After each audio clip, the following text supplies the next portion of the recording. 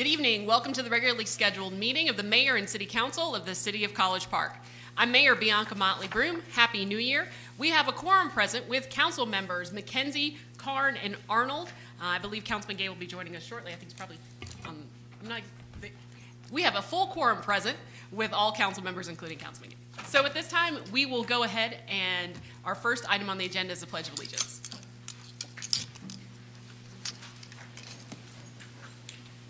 I pledge allegiance to the flag of the United States of America and to the republic for which it stands, one nation, under God, indivisible, with liberty and justice for all.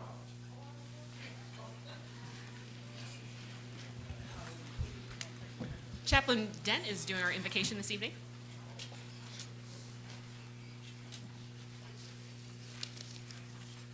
Good evening, Mayor and Council, and Happy New Year to all. Let us pray. God Almighty, creator of all humankind, tonight we come with hearts deeply thankful for all the gifts we have. We are thankful to those who have helped us to get where we are, and we are thankful to our former City Council members and re-elected mayor for all their hard labor and all their endeavors for our city. The past is behind us. For every ending, there's a beginning. For every memory, there's a dream ahead. Lord, as we embark upon a new journey in 2024, let us forget those things that are behind and press towards a vision for the City of College Park for this coming year. May we forever be in awe of all that has happened in our lives to be here right now. God, let us be mindful that we all come from many places, backgrounds, ethnicities, and along many paths. Yet tonight we all come here inspired by a single mission: to struggle for the well-being of all those who live in this beloved city we call home. We thank you, God, for these your servants before us, our mayor, council members, city manager, staff, and first responders. We give thanks for the service they have chosen to take on our behalf. As our newly elected mayor and city council members assume their responsibility to lead our city, may they be empowered to bear the responsibility of leadership with utmost integrity, courage, and humility, and seek wise counsel. May they be inspired with wisdom and compassion, that they may stand in solidarity with the needy and the poor, defeat prejudice, and unify our city. May we all view this remarkable moment as an invitation to move forward with purpose and intention for the work of repairing that which is broken. Lord, help us to realize that change doesn't magically happen, that everything requires effort and sacrifice. With your help, O Lord, may we all walk with the will and courage to move beyond ourselves and leave our noble mark on our beloved community, city, and nation. In the name of the Father, the Son, and the Holy Spirit, and according to my faith, in the name of Jesus, whose perfect love sets us free from all our fears, amen. Amen.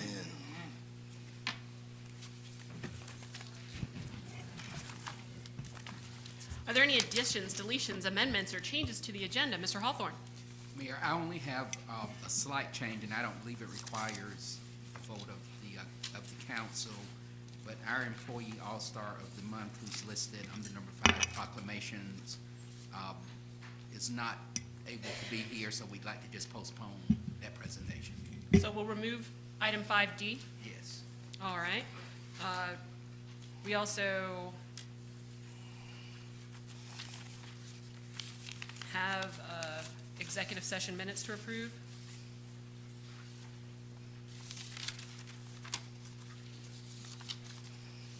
And so that can go.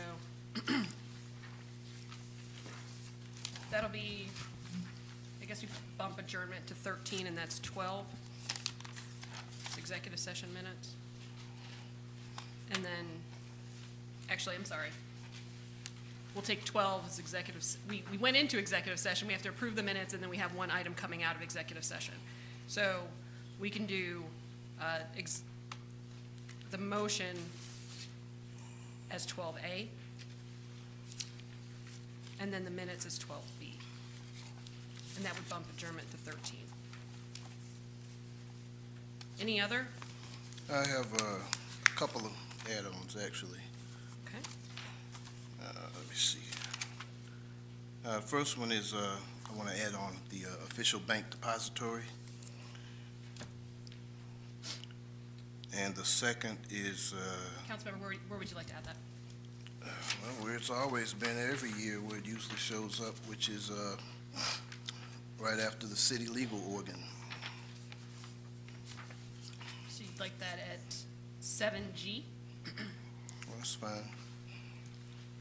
Also, we're going to add a administrative item.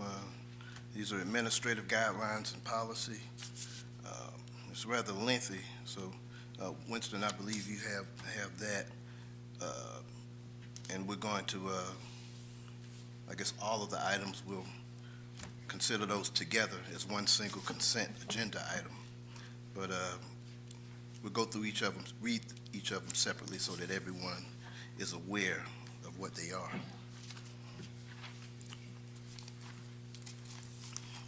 Where would you like that, Councilmember? Other business. We can put it or we can make it K, I guess, right before other business. So, other business, 8K then becomes L and we bumped everything down? That would be you can make it 7K. That way it comes right before other business. So you want to put it under annual appointments, 7K? Well, we can bump everything down at 8. That doesn't make a difference. I just want to make sure that we're all clear about where you'd like it. Either way is fine. You can make it 8A and move everything down if you want.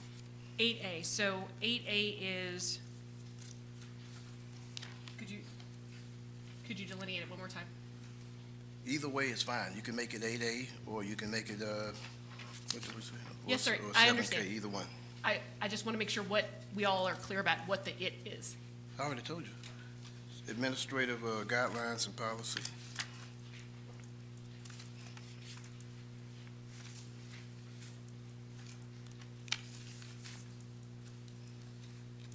Okay, so,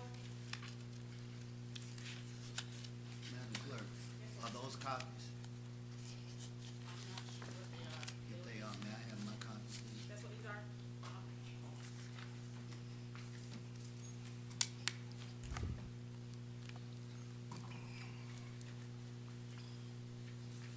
So we have item 7G, I'm sorry, excuse me. We're removing item 5D. Adding item 7G, bank depository. Adding item 12, or moving, adding item 12 as executive session. 12A would be the motion out of executive session regarding litigation, and 12B would be the minutes from executive session. And then we are adding item 8A, administrative guidelines and policies.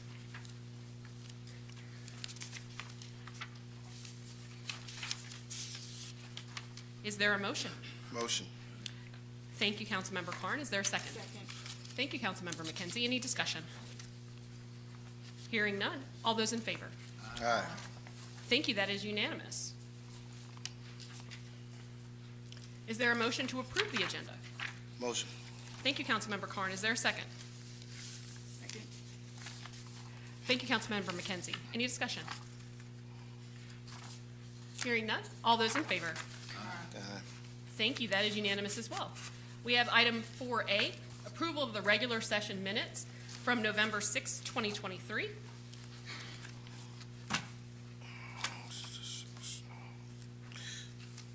Motion for approval. Is there a second? Second. Thank you, Councilmember Gay. Is there any discussion?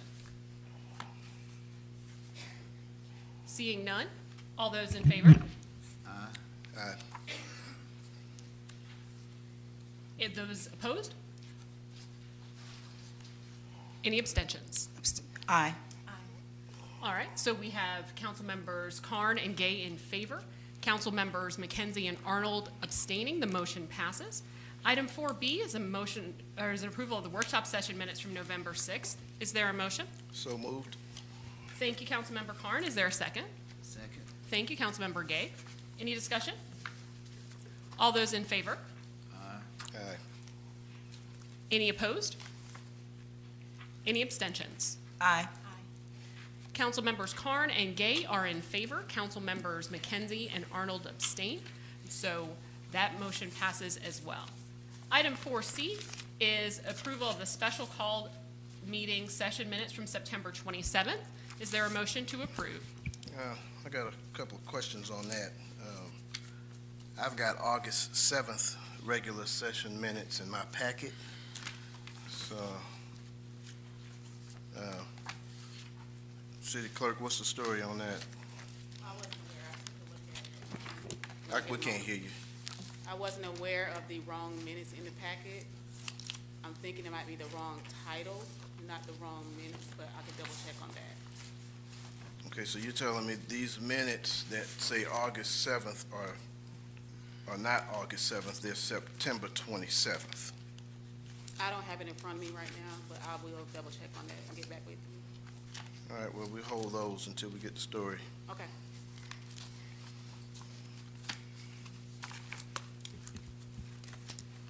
So is there a motion? No. Hearing none, we'll go ahead and move forward. All right, we've got proclamations, resolutions, plaques, and announcements. And so we've got 3. Is that correct, Madam Clerk? Yes.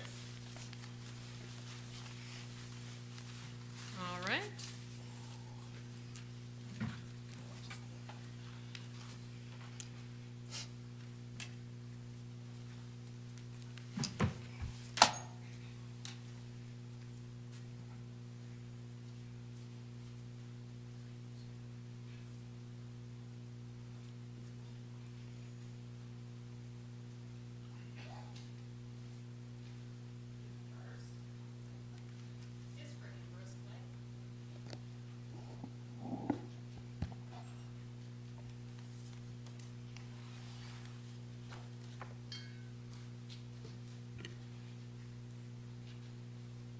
Happy New Year. Good to see you.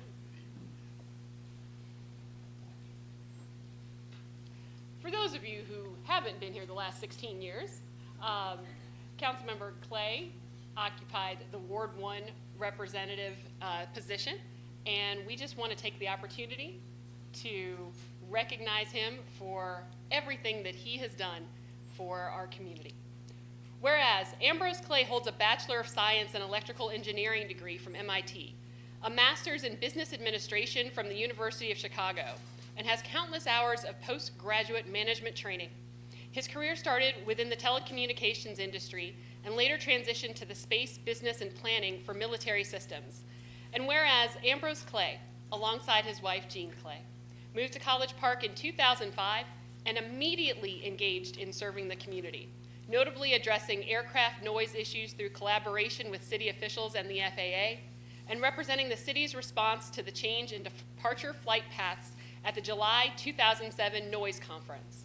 And whereas Ambrose Clay's tenure on the City Council, spanning multiple re-elections and numerous volunteering efforts, has ushered in transformative projects and initiatives benefiting the city, including but not limited to the Metro Atlanta Urban Farm, City Wells, the United Way Opportunity Zone, the Family Health Centers of Georgia Mobile Medical Unit, and the near completion of a pedestrian bridge over Camp Creek Parkway. And whereas Ambrose Clay's impact extends beyond College Park, evidenced by his authored paper on aircraft noise, panelist roles at international conferences and air transportation symposia, membership in FAA advisory committees, engagement with municipal noise organizations, and invaluable pro bono consultancy services benefiting not only College Park, but also other cities. Mr. Clay's collaborative efforts with Fulton County Schools to enhance noise insulation in the rebuilt College Park Elementary School exemplify his commitment to fostering a conducive learning environment for students. And whereas the City of College Park expresses its deepest gratitude to Ambrose Clay for his unwavering dedication, visionary leadership, and substantial contributions, which have significantly enriched the fabric of our community and beyond. And now therefore be it proclaimed by the Mayor and City Council of the City of College Park, do hereby recognize Mr. Ambrose Clay, proclaim the second day of January, 2024.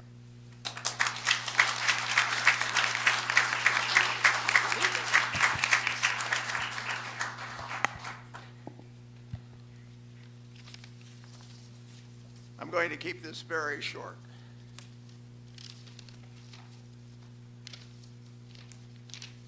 Well, good evening and Happy New Year. You all have a long evening ahead, so I'm going to keep it, as I said, short. First and foremost, I want to thank my wife, Jean Gibb Clay, who has been supporting me and sharing with the city over the last 16 years. She brought me to College Park when I retired the second time, and I willingly came because it is the friendliest place I have ever lived. Without her constant support, I would not have been able to be effective in my council role and would probably have died of malnutrition. Secondly, I want to thank our exceptional city employees for their dedication and perseverance. Particularly, I want to thank the community building leadership team, which I believe is anxious to carry us forward into a new era of government excellence. It is truly the best staff leadership that I have seen in my 16 years on council. Finally, I want to thank my colleagues from the 8 councils that have convened with me every 2 years. Jack Longino, deceased, Joe Karn, Tracy Wyatt, Chuck Phillips, deceased, Roderick Gay, Derek Taylor, Bianca Motley Broom, and Ken Allen. We have not always agreed on how to achieve the best future for College Park, but I believe that we each have wanted what we thought was best for it. In closing, I believe that College Park is positioned to take a leadership role on the South Side in government, development, and quality of life for the benefit of its citizens and the South Side in general.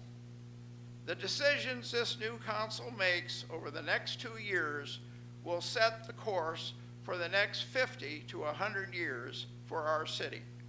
The resources are in place. Our 300+ acres of 6 West land with beautiful Lottie Miller Boulevard. Our dynamic Gateway Center with the GICC, arena, and golf course, all soon to be connected by a pedestrian golf cart bridge over Camp Creek Parkway. Our thriving downtown, a first-class city staff, and, as I said before, the friendliest community in which I have ever lived. I urge the new council to deliberate slowly and choose development opportunities that are truly in the best long-term interest of College Park. Great decisions that will outlive all of us. Thank you.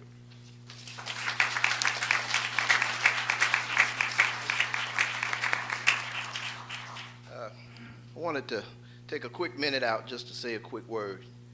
You know, you serve with somebody, and I've served with Ambrose for umpteen years, I guess, at this point. Like he said, you're not going to always agree on everything. But as time goes on, there are a couple of things that you kind of realize, so to speak. The longer you serve together, the more you realize that you got more and more in common. And the differences become smaller and smaller. Now, with most of the council members, the mayor as well, 90% of the time we agree on just about everything. It's only that 10% that catches the headlines or jumps out at you. But he has served honorably. I've learned a lot from Ambrose. I hope he's learned a few things from me as well. Brilliant community servant, and in terms of the technical expertise, there's it wasn't a contest. And if you go over to his house, you could probably find enough servers and computers to launch a space shuttle, probably, I'd imagine. But I just wanted to let you know that it was an honor serving, and it's an honor serving with everybody here. I think between the two of us over those many, many, many years, I think we passed some pretty good legislation for this city.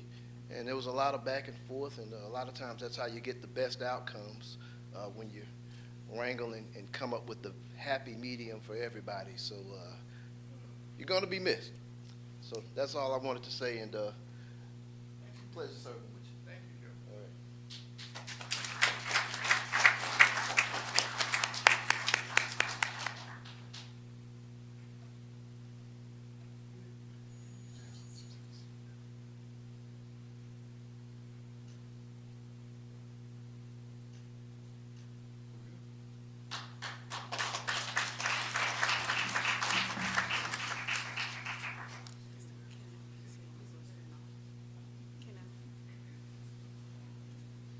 Did they say anything?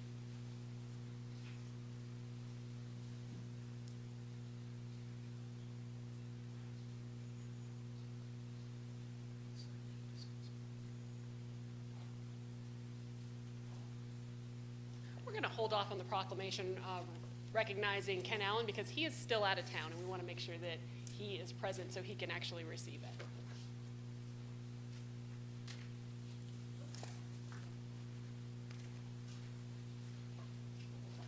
All right, and this one recognizes our Ward 1 council member, Councilwoman Jamel McKenzie.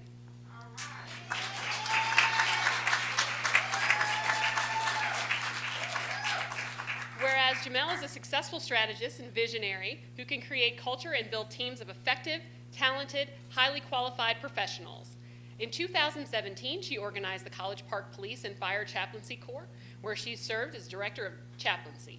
Her most recent initiatives are the Ignite College Park Resource Center, a referral agency that assists persons in need of critical resources, the Senior Dignity Project that assists over 400 senior citizens throughout the city of College Park, and Birthright by Legacy, an entrepreneurial-themed program for teens. And whereas Jamel is an educator with a Georgia Teacher Certificate, former Atlanta Public Schools teacher K-5, and a Georgia Peace Officer Standards Training Instructor certification. Her professional career includes Bayer, Macy's New York, and Macy's South, as well as National Director of Sales Adzu Internet Marketing. Jamel owns two for-profit ventures, Sovereign Ecosystem Solutions, LLC, and The Happy Cook. In addition, she serves as co-owner of G-Force Jet Management with her husband, Jeffrey. And whereas Jamel is the proud mother of one son, Reginald, and the published author of 3 books, 40 Days of Power-Filled Prayer, The Next Level, and 3 Seasons. She has served as president of the Lynx HOA Board for 5 years and is chairman of the College Park, Georgia Business and Industrial Development Authority, BIDA, for 2 consecutive terms. Her memberships include Kiwanis International, American Red Cross, and the Atlanta Airport Rotary Club. In April 2022, Jamel was selected as one of 15 organizational leaders from across the United States to serve as a member of the National Chick-fil-A Impact Accelerator Cohort. And now, therefore, be it proclaimed by the Mayor and City Council of the City of College Park, Georgia, that we here do recognize Mrs. Jamel McKenzie, proclaimed this 2nd day of January, 2024.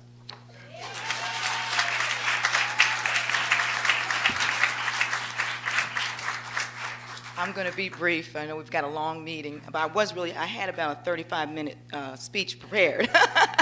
I love the city of College Park, and I am so grateful for the opportunity to have served thus far. Before I even moved into the city, I met with Chief Meadows, who was our chief at the time of police, and there was no chaplaincy program, but I was a chaplain. And so we started making arrangements back in 2016 to start the chaplaincy program. And it has been an honor for me. I know that the mayor read about a lot of different accomplishments, and I've done a lot of things in my life, and I plan to do a lot more.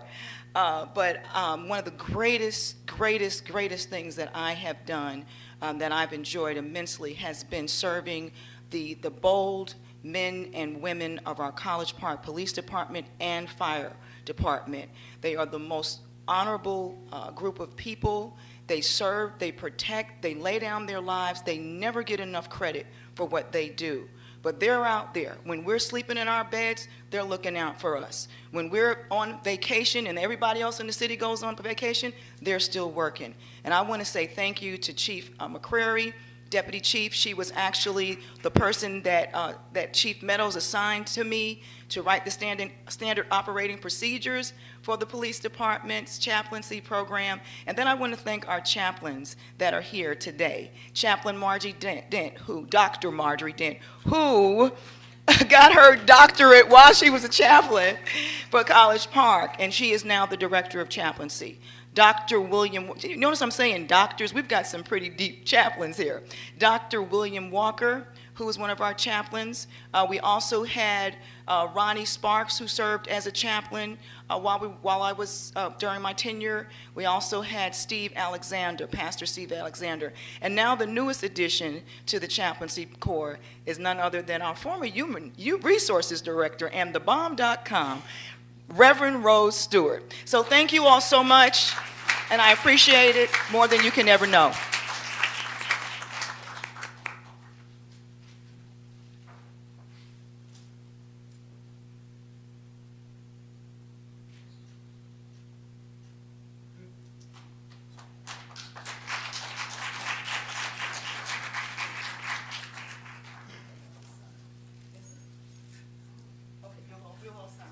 Needs to be signed. And I want to thank everybody that came out tonight. Thank you. I know you can't stay the whole meeting, but I appreciate you for coming and your support. All right. Ms. Ames, we are now on to remarks of citizens. Okay, the first person I had to sign in is Demetrius Taylor to discuss general concerns. Welcome to 2024, everybody. I'd like to talk on my way down, so don't interrupt my 3 minutes. Good evening, good evening, good evening. As I said, welcome to 2024. I am Demetrius Taylor. I am a 15-year resident of the Embarcadero Club Apartments in Ward 2. And you will always hear me say, honey, I am not the voice of the people, I am the people. What an interesting election season we had, huh? The ancestors are dancing in jubilee as we are still creating history, and showing that our excellence is being highlighted. For the first time in the 128-year history of this city, we are governed by an all African-American elected body. In addition to our city manager, our city attorney, our city clerk, HR director, police, and fire chiefs are all African-American. As we rejoice in this accomplishment, do know that we are expecting excellence in love to be carried out and demonstrated so that College Park can set a precedent on the South Side. Now, these are my concerns. It's time that we see Councilman Roderick Gay as the mayor pro tem, as it has been approved to go in numerical order with the suggestion that newly elected officials serve 1 year before giving this honor. Placing Councilman Gay in this position would definitely put that in rotation.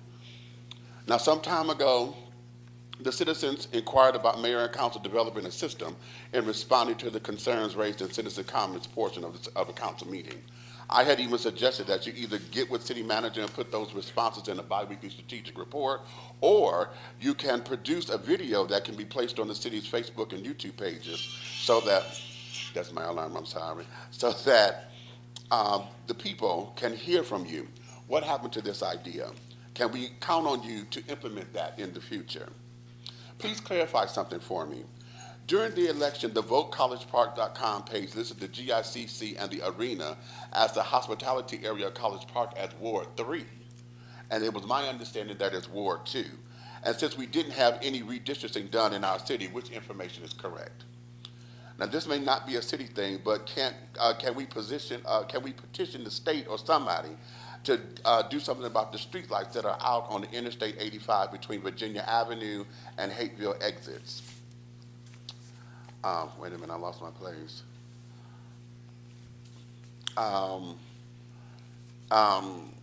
we want to make sure that that stretch of College Park is indeed still us, and we want to make sure that our citizens are safe, especially when trying to utilize the airport. I want to say thank you for wonderful work with the street repairs and repavement. I do hope that we have West Point Street on that list, the areas between Lee Street and Best Road. It definitely needs to be repaired, and the yellow lines are done. I recently watched our Public Works Department take care of the landscaping, and it looked incredible. Thank you, guys. We do see you. I'm Demetrius Taylor. Thank you. Thank you, sir. Next, I have Tina Hill to discuss communication. Good evening, congratulations, Happy New Year's, and a special congratulations to our two new councilwomen. History is made. My name is Tina Hill, I live on Parkview Drive, and please repave Parkview Drive. We talked about that ad nauseum with my Ward 1 previous council person, and we have some trees that be taken down, but please look at Parkview Drive. But my communication really has to do with this citizens' remark time. I watch online usually, and this year I'm going to be in attendance. But no answers are ever, come out of it. And if they are, don't know where they go. So I really urge the council to please, please, please, when you get these concerns, to please appoint either, to a department head for action. But then once action is taken, can that be communicated back to the citizen? But actually, can we add a tab to the website, which needs updated anyway, with citizen remarks and results? Because if I have a concern, chances are there's 20 other people with the same concern or plus. And really, the communication would improve.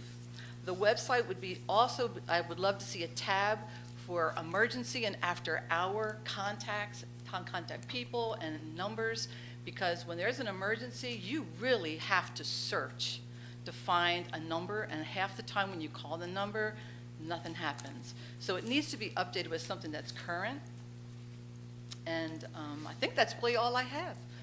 Thank you. Thank you so much.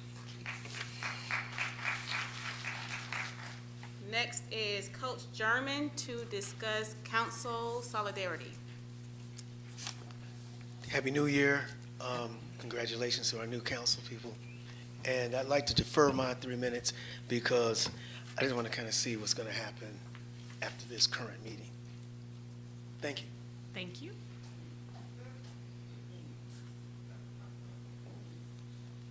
Next is Stanley Muhammad to discuss general. And Ruth Muhammad is donating her time to Mr. Muhammad. Thank you, Ms. Ames. We seek refuge in God from the cursed Satan, in the most holy name of God, the beneficent, the most merciful. Greetings, Mayor and Council, officials. I want to also lift my voice with the chorus of those who are congratulating the mayor for being reelected, and also the council who actually fought so hard for the wonderful seats that you sit in to represent your constituents. I would say that I thank God for what I see on the mayor and council dais or seat. And I think that we have a chance now to be able to address the most neglected part of our city, and that's the poor and the destitute. And our black community has been grossly underserved for so many years. As I grew up in College Park, I went to Brookville Elementary, so did my wife. She grew up here. And I would say that be humble. Don't walk proud. Because if you look at it, 15,000 people in this 9 square miles of city, and you only had 1,100 people vote for you, or 500, or 200, you don't represent the masses then. And that's a sign that the people are grossly dissatisfied with leadership.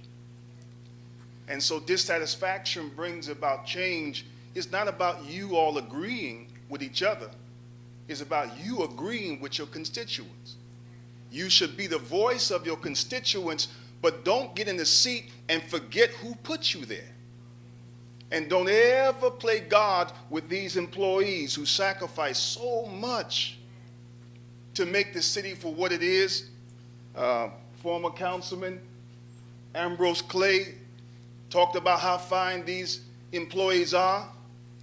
We have a great, in my humble opinion, city manager, Mr. Hawthorne. And I like the thought that he's giving people online a synopsis every quarter of what's going on. I really like our brother's leadership. But politics is a corrupt business.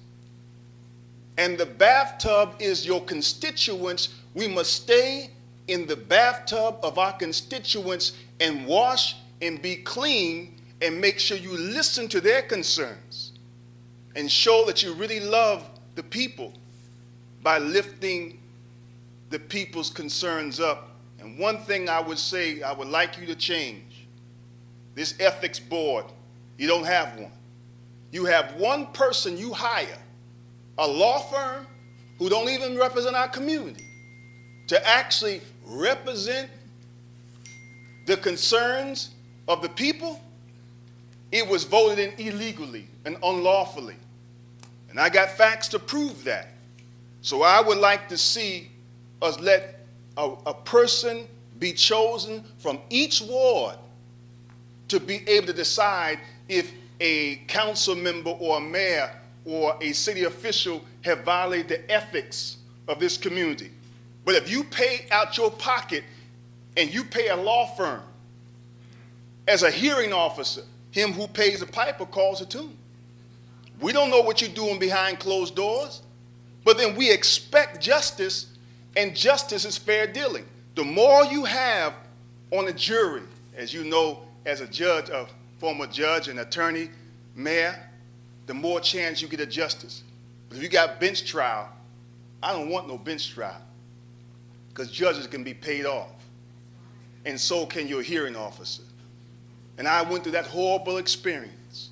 So I'm begging you in the name of God, put it back in the hands of the people. Know that you are the servant and the people is the master. God bless you on your journey.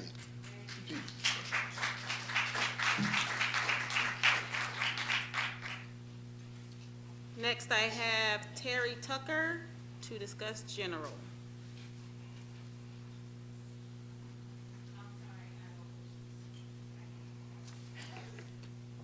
Okay, next I have Ms. Gwen McLaren. No? Next I have Raheem Rollick to discuss communication.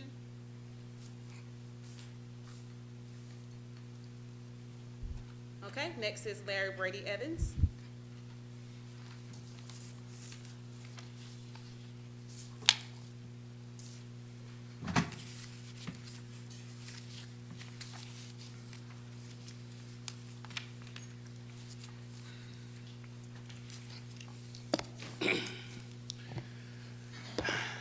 Good evening, Mayor, Council. My name is Larry Brady Evans. I reside at 2112 West Princeton Avenue, College Park, Georgia. I'd like to greet you all tonight, the new elected officials, the mayor, the councilmen, the head of the city. I'd like to greet you all in the greetings of peace. Some of you all in here know me. Some of you all don't. Some of you all will, and some of you all won't.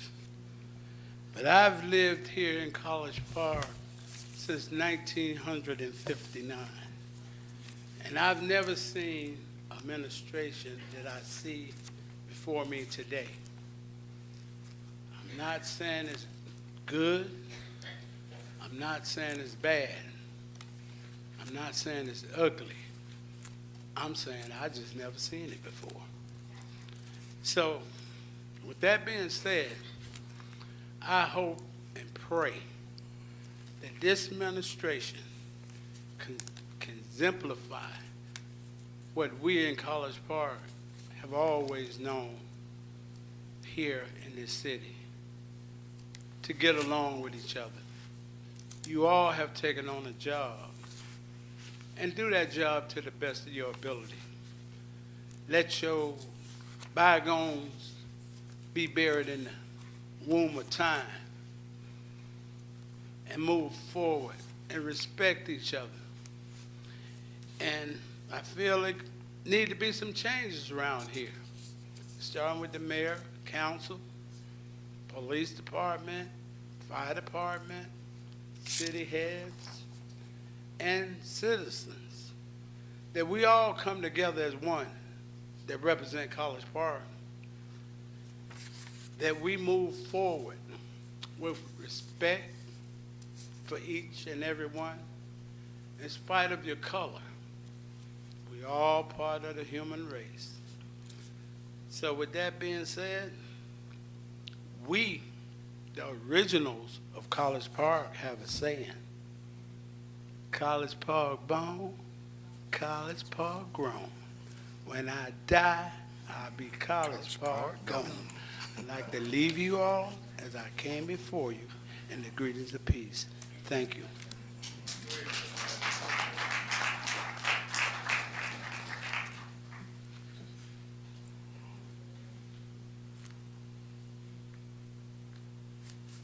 Okay, moving on to my email comments. The first comment is from Allison Blue. And it reads, "Hello, I hope this message finds you well. I'm Allison Blue, nurse practitioner at Novella Care, the new healthcare facility at 2755 Main Street, Suite 101 in College Park, Georgia. I'm writing to seek approval to address the mayor and council members at the City of College Park on January 2nd, 2024. We aim to introduce Novella's Care Hospital in Your Home model with a primary care practice element designed to enhance accessibility and convenience in healthcare. We believe our approach aligns with the community's well-being and would appreciate the opportunity to share our vision and address any questions or concerns from mayor and council. Thank you for considering this request. We look forward to contributing to the health and vitality of College Park." My next comment is from Celeste Jefferson, and it reads, "Good evening, council.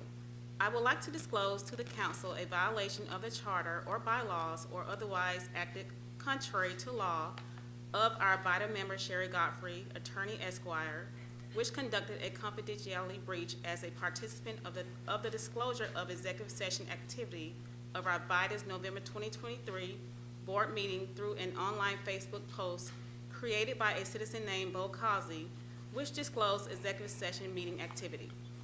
Member Sherry Godfrey violated the Georgia Open Meeting Policy by condoning this disclosure of the executive session activity by commenting on the Facebook online posting. Therefore, I am requesting that council will sanction member Sherry Godfrey from the VITA board. I would like to say thank you to the concerned citizen which brought this violation to my attention as chair of VITA. Also, please let us work together to keep our community accountable of our charter, bylaws, policies. We all must conduct ourselves accordingly to adhere to. Thank you for your attention to this matter. Best regards, Ms. Celeste Jefferson." Those are all my comments. Thank you, Ms. Ames. Does anyone else from the audience wish to speak?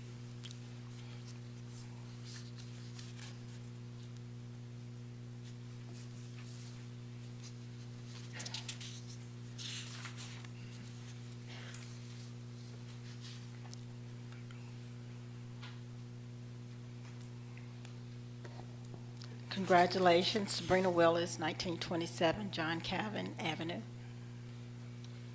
Rex Willis, good evening. Happy New Year, Rex Willis, 1927. I first have to say, congratulations. I've been here 45 years. Charles Phillips would be so proud to see what's up there right now. And Tracy Watt, who's sitting behind me, 20 years ago, a little over 20 years ago, there was only one African-American department head. One. Tracy came in with Joe and Chuck and changed it. David Walson, who was a good friend of mine, was the first fire chief, black. Then first police chief, Fears. When I came here, it was just a couple only African American firefighters. It's not because of you all are just African American. It's what you represent. Tracy Arnold, what you represent. Jamel McKenzie, Roger Gay, Joe Carnes, Bianca Motley Broom. It's what you represent. I had someone I'm not digging said, I don't know if it's good or not. I know it's good. God wouldn't have put you there. I don't have any doubt. But congratulations to you all. Such a great honor to see you all here and what you're going to do for the city, for this community, the employees, and everyone. That's what I'm looking for. Because I'm going to tell you, I know you, but I'm going to hold you accountable. Every citizen I speak with say, hold them accountable. But I know you all going to do the right thing. I'm not worried at all. Ambrose Clay, congratulations for your 16 years of service. Thank you very much. On January the 20th, College Park Citizens Association will be having a breakfast down on Main Street. I would like to invite everyone to come out. Everyone is invited to come out. Start at 10 o'clock a.m. I'll let Councilman Watt get an address. Also, very quickly, thank you all so much from the city. We service almost 500 people at our last food distribution. People from, employees from the city and all over came out. Fulton County Commissioner came out, Councilman Carn, Police Department, Ronnie Wyatt, Councilman Gay. Thank you so much. We really appreciate your support. And so what someone said about earlier about the need. We do have a need here in the city. And we want to continue trying to do our best to help each and every one who need assistance. It ain't a handout, it's a help up and some assistance. So we pray and hope everyone do come. You need anything that we can assist you with Favor House, we're here. You have our number. We have food, clothing. We deal with electrical, every aspect that can help someone in this city. So thank you again. Happy New Year. I just want to say when I came in the room and just to see what I see today, I'm just elated, and congratulations, and I'm looking forward to our city just moving forward and just going through the bigger doors.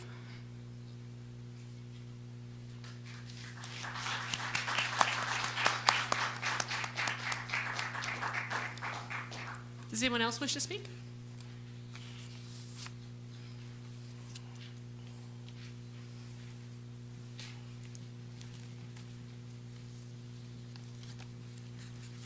Dr. Lethea Williams, 2415 Misty Hollow Place, College Park, 30337. I'm just here to address the area that's used for recycling across from the Public Works area. I'm putting in a request, a public request to have that area cleaned up. And I know it's a trash drop-off, but it doesn't have to look trashy. So I'm also asking the residents of College Park that when you go, drop your items in the bin as directed. And if you drop something, pick it up. And I'm also asking the city sanitation department, not because it's a trash pickup area, it doesn't need to look trashy. So all of us, we need to take some pride in where we live, not just in our homes, but in the city in which we live. And that's it. Thank you. Thank you. Does anyone else wish to speak?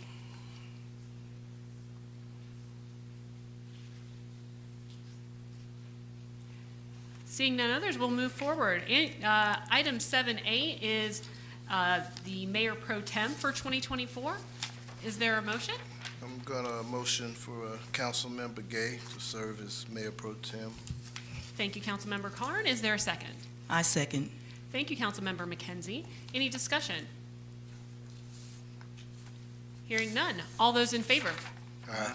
Aye. Thank you. That is unanimous. Item 7B is the pension. All right, you All got, right. got what you wanted? Item 7B is appointments to the pension board. Madam Clerk, who served on this last time?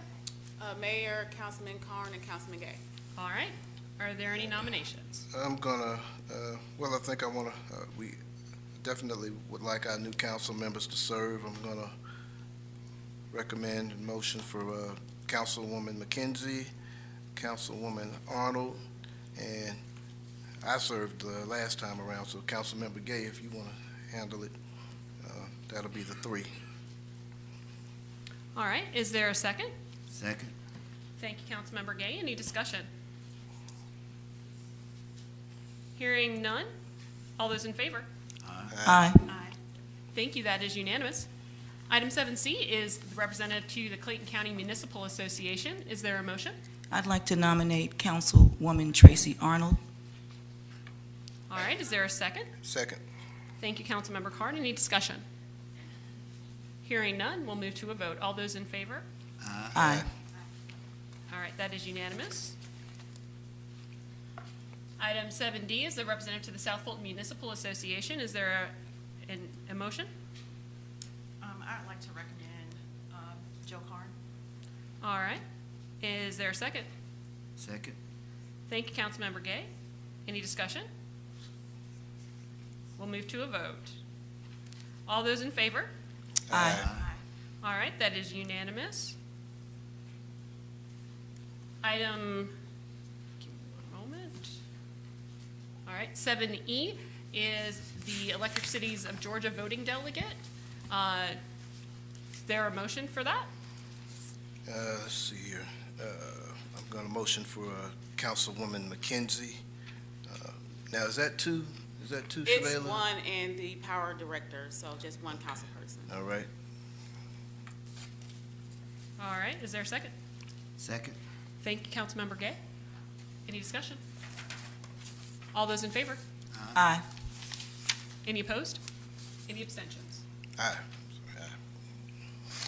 Councilman Carn, are you in favor? Yes. All right, that is unanimous. Okay.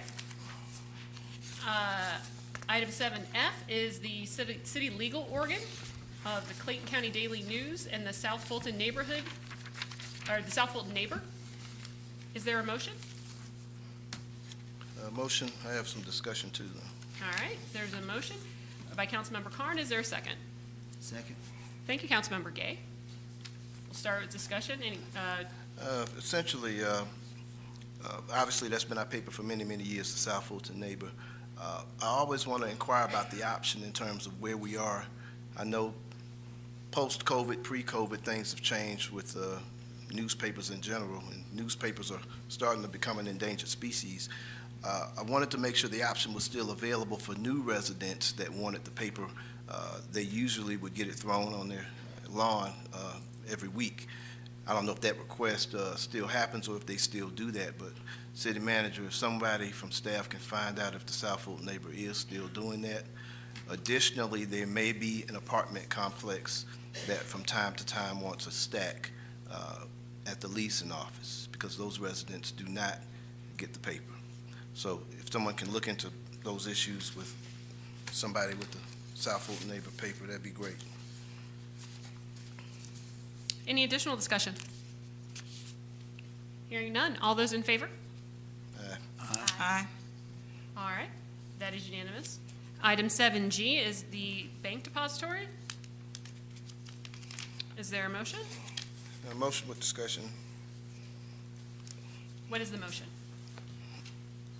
Well, the motion well, I want discussion before we even make a motion on it here. The reason why I asked for this to go back on the agenda, and I was trying to figure out, first of all, why it was not on the agenda. Now, this issue has a little history here in the city. I guess, Althea,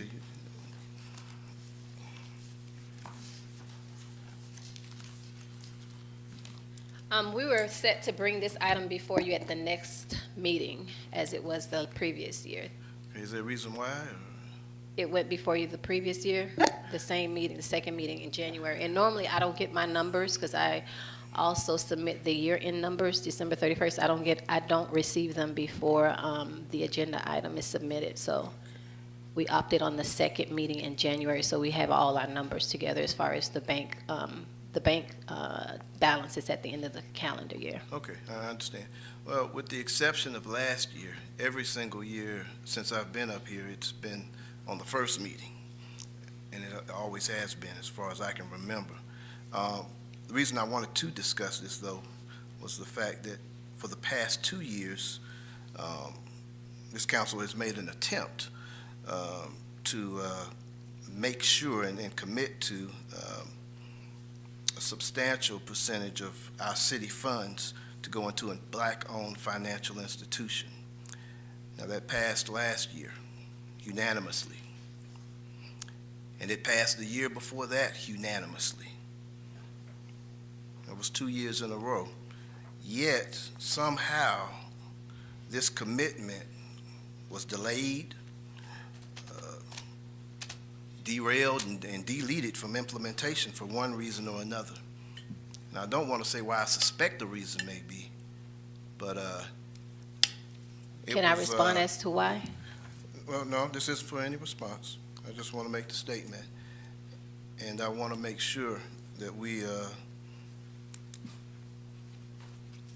adhere to that commitment this year.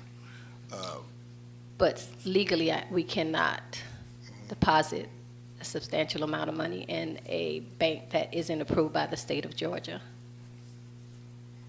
Okay. Well, I do want to discuss this matter further. For the past 2 years, that issue had never come up, not even in one discussion, and we've had 4 or 5 discussions about it. So you're saying now we discovered something that we didn't know for the past 2 years? We've always known this. I don't know if you can chime in on it. I've never been told this. It's the first I've heard of it. Councilman, we have engaged a separate law firm to assist with this because it's a transaction that requires certain adherence to state laws, and it exceeded the experience of my organization, so we place it in the hands of an outside firm.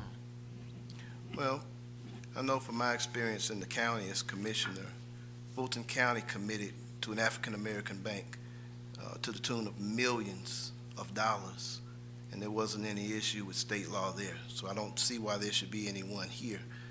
And I'm kind of surprised that we've had to go to outside legal because of that. Now, was that a maneuver for someone not to do it, or was that something that you felt you didn't have the wheelhouse for? Or? No, I mean, what they probably did in Fulton County, it's a function of the particular organization, and certain banks are in a different financial position such that you wouldn't have a problem with state law. So it's not an issue of whether to do it or not. It's an issue regarding the particular bank being selected. So maybe Fulton County selected a different bank that was in a different financial position, which made the transaction a lot easier. So gotcha. That's my surmise. And we did follow up with Fulton County. They deposited $1 million, I believe it was, and they withdrew those funds because of they put it as it wasn't performing. It was $5 million. City manager, I'd like to reach back out to Fulton County and see their procedure to see if we can match something along those lines so we can commit to what it is we'd like to do. Now, if we absolutely cannot legally do it, then that's a whole nother situation. But so we'll take a look at that. Can you reach out to Fulton County, or do you need me to do it? We will do it again. All right. We reached out to Atlanta and Fulton County, but we'll do it again. Who at the county were you reaching out to?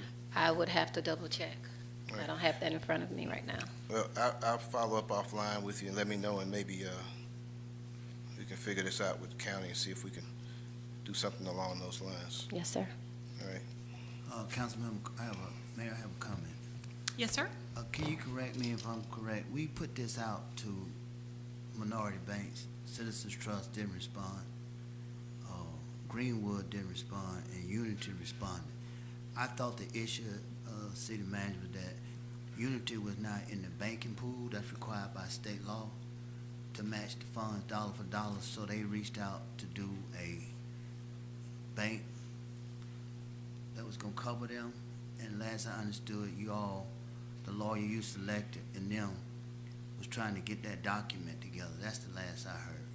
Is that any updates from that? There hasn't been any updates since then. They have not reached back out to us. The ball was in their court. Councilman, that sounded along the lines of where I think we last left it. I didn't hear it's illegal, we can't do this. I didn't get that news flash. So that's where I thought we had left it, where we were still figuring out how to get this done. Well, to make a long story short, let's get with Fulton County, let's get with, if it's Unity Bank or whatever we were looking at, and let's figure out how to get this done, because we want to commit and make that happen. Okay. All right. In terms of the actual vote, I motion that we table this until, obviously we're going to table it until the next meeting. And, but let's work on it in the meanwhile and see if we can make it happen. There hadn't been a motion for that at this point. There's just discussion. So at this point, there's nothing to table in that regard. So we'll move on to item 7H, which would be the city physicians. Is there a motion? Good evening, Dr. Baker. Motion Good to evening. approve. Thank you, Councilmember Gay. Is there a second? A second, I want to hear from Dr. Baker. As it relates to? City physicians, so you coming down for a reason, Oh, I'm assuming, I right? wanted to make sure I was present for the vote.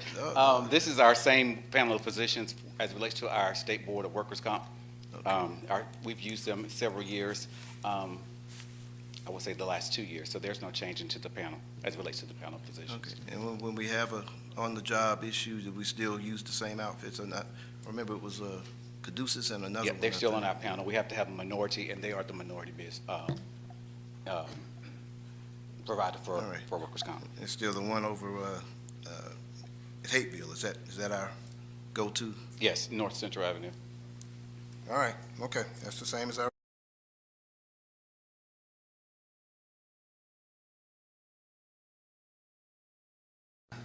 Thank you, that is unanimous. We are on to appointments, and that is 7I, because everything's been bumped. For, we reserved BIDA on, but for Keep College Park Beautiful, Melissa De Silva has agreed to continue her service, and for the Destination Marketing Organization,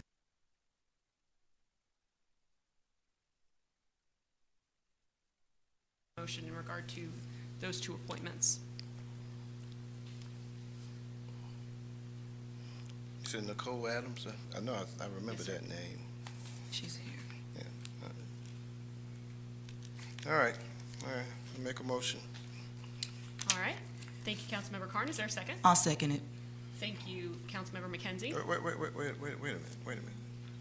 You said for BIDA? No, she didn't do BIDA. Okay, this is Keep College Park Beautiful and DMO. Correct. Okay, all right, just making sure there, okay. All right. All right. So, all those in favor? Aye. Thank you. That is unanimous. In regards to appointments for Ward 1, Councilmember McKenzie.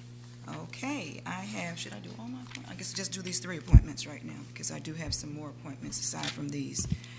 For the Business Industrial Development Authority, I would like to nominate Dr. Lethea Williams, who's already come up and spoke with us this evening. For Keep College Park Beautiful, my appointee is Sakina Abernathy. And for the Destination Marketing Organization, I have Karen Jeremy, who's also here with us this evening. Is there a motion? Motion. Thank you, Councilmember Carn. Is there a second? Second. Thank you, Councilmember Gay. Any discussion? Hearing none, we'll move forward to a vote. All those in favor? Aye. Any opposed? Any abstentions? All right. Okay, those quick pass. question, yeah, question. Where's the biter at large pick? I have to put it on some. Okay, because it's not here, so we need to add that on if it's not here. I'm looking for it here and I don't see it anywhere. Now, did we didn't, this isn't in the add-on items, is it? No, it's No, okay, well, we have a biter at large pick that we need to add to the agenda apparently. I assumed it was there. All right, well, we're gonna make that appointment, so do we make that K? Or, Is there a motion? yeah, we're gonna make that K. I'll second it. At-large biter appointee. All right. I think Is there a reason why that wasn't here? Is that 7K? Mayor, I guess we gotta make it 7K. Mr. Hawthorne, go right ahead. this is my first meeting where these appointments are taking place, but my understanding is that customarily, traditionally, the mayor was extended a nomination.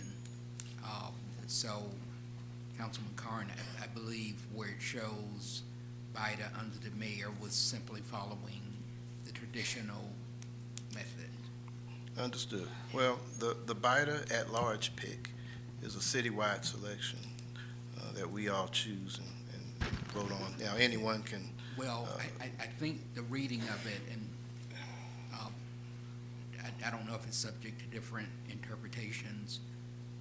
My interpretation, which first relied on the city attorney's office, was affirming the traditional way that it has been done.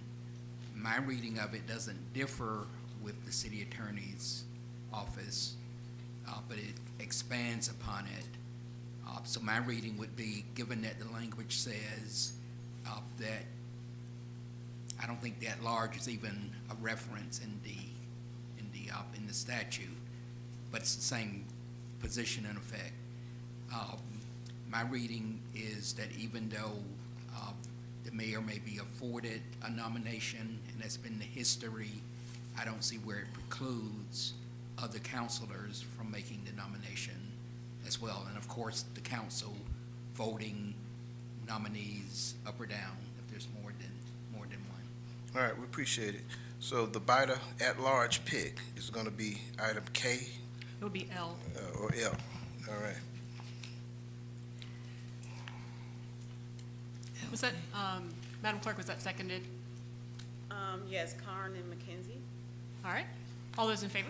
Aye. All right, so that addition 7L. All right. Councilmember Arnold, your appointments? Yes, and I'd like to go ahead and make all of my appointments, not just the 3 that are listed. For BIDA, my pick will be Tracy Wyatt. For Keep College Park Beautiful, my pick is Constance Rodriguez. For DMO, that is Keisha Porter.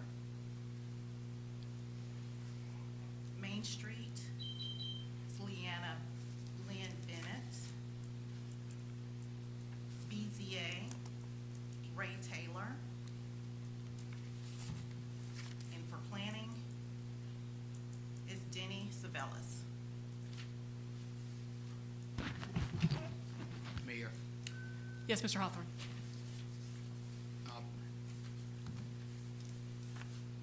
the reason that planning commission and the zoning board of appeals isn't listed is, according to the city's code of ordinances, those nominations are to be made in February. Is there a reason why it's made in February? I don't know, but it was an action of the mayor and council in the code of ordinances. I don't know how far back it goes. The BZA has a meeting on January 8th, and I would like to make my pick before that Yeah, time. but nonetheless, the code of ordinances specifies the mayor and council certainly has the ability to change the code of ordinances, but the current code of ordinances explicitly states February. I want to say something. I have a copy of the agenda from the 2020 meeting, which was the last time that those board members were nominated and appointed to those different boards. And at the January 6th meeting, if you look at the minutes from the January 6th meeting, the mayor, the Ward 1 council person, the Ward 3 council person, all nominated persons for the Planning Commission, everything that, all the nominations that Councilwoman Tracy Arnold just now notated, they were all nominated at the 2020, and I see Councilman Ambrose shaking his head. Now, the difficulty with that is if we do not elect people, appoint them today, the persons that are on those boards now will be on for 4 years and 1 month. So technically speaking, they have served their 48 months. And and there are meetings that will be held. So it's my thought that we do need to move on and nominate, and we do have that down here, nominate all the boards this evening as we did 4 years ago. And as far back as I can remember, we've nominated in January for those positions. My memory isn't what it used to be, but I think it's still pretty sharp. If we do need to make an ordinance change, city attorney, let's go with that process, but they should be able to do their picks just like any other council members were able to do theirs in January. And I do recall we were doing them in January. So if we can make if they make their selections with the caveat that that's going to be moved to January here on out. Mayor, that would be my only caveat, is that the ordinance change be put in motion. All right, so we'll put in for that ordinance change accordingly to, if it says February, we'll move it to January so it lines up with the rest of the board appointments. City attorney, that's going to include BZA, planning, and whatever else was in February, or any other month for that matter. Is anything else in another month that we weren't aware of? If it is, city clerk, No, there's not. if it is, go back and take a good look. If it is, we'll move that to January, so we'll include any board appointments, all board appointments. We'll codify that so that they'll be made in January so we can have it one and done. And I do have a copy of those minutes if the city attorney or city manager Hawthorne would like to see the minutes from the January 6, 2020 meeting. Yeah, All appointments were made, including GMA. The minutes are important, but minutes don't trump your code of ordinances. That's my only point. Understood. So now that we're making that change, we can fix that problem. So do we need two separate motions here, Winston, for the change, and then they make the nominations? Which two motions? Well, two motions. One to make the change from February to January, all right. So you can move forward with drafting that. So we'll have it at the next meeting. And well, again, council members were making those appointments in January. So can they make their appointments with the caveat that it's going to be January?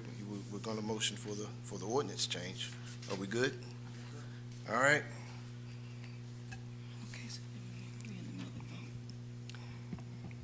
Is there a motion to approve Councilmember Arnold's appointments? So moved. Thank you, Councilmember Carn. Is there a second? Second. Thank you, Councilmember Gay. Any further discussion? Hearing none, we'll move to a vote. All those in favor? Aye. All right. Mayor, And hold on. I'm coming back to you. Okay. For your additional ones. Fine, okay. So you, Councilmember McKenzie, you've got Main Street BZA and planning, is that correct? Yes, ma'am. All right.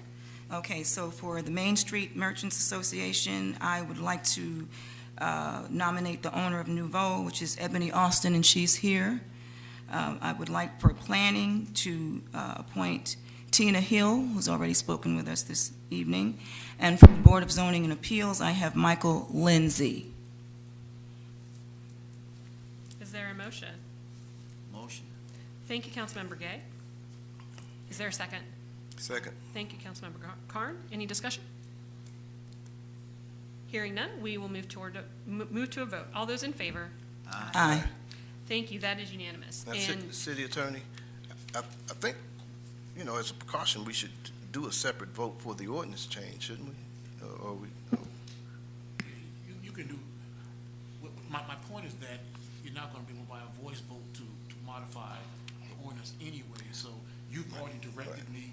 to Okay, do it, so- all right, so the consensus is to make the change, so it's commensurate with, got it, okay, all right. All right, and so if we are doing them all for my appointee to Main Street, that is Spicita Jackson. Planning, Patricia Zachary. And BZA, Abdul Rahim Muhammad.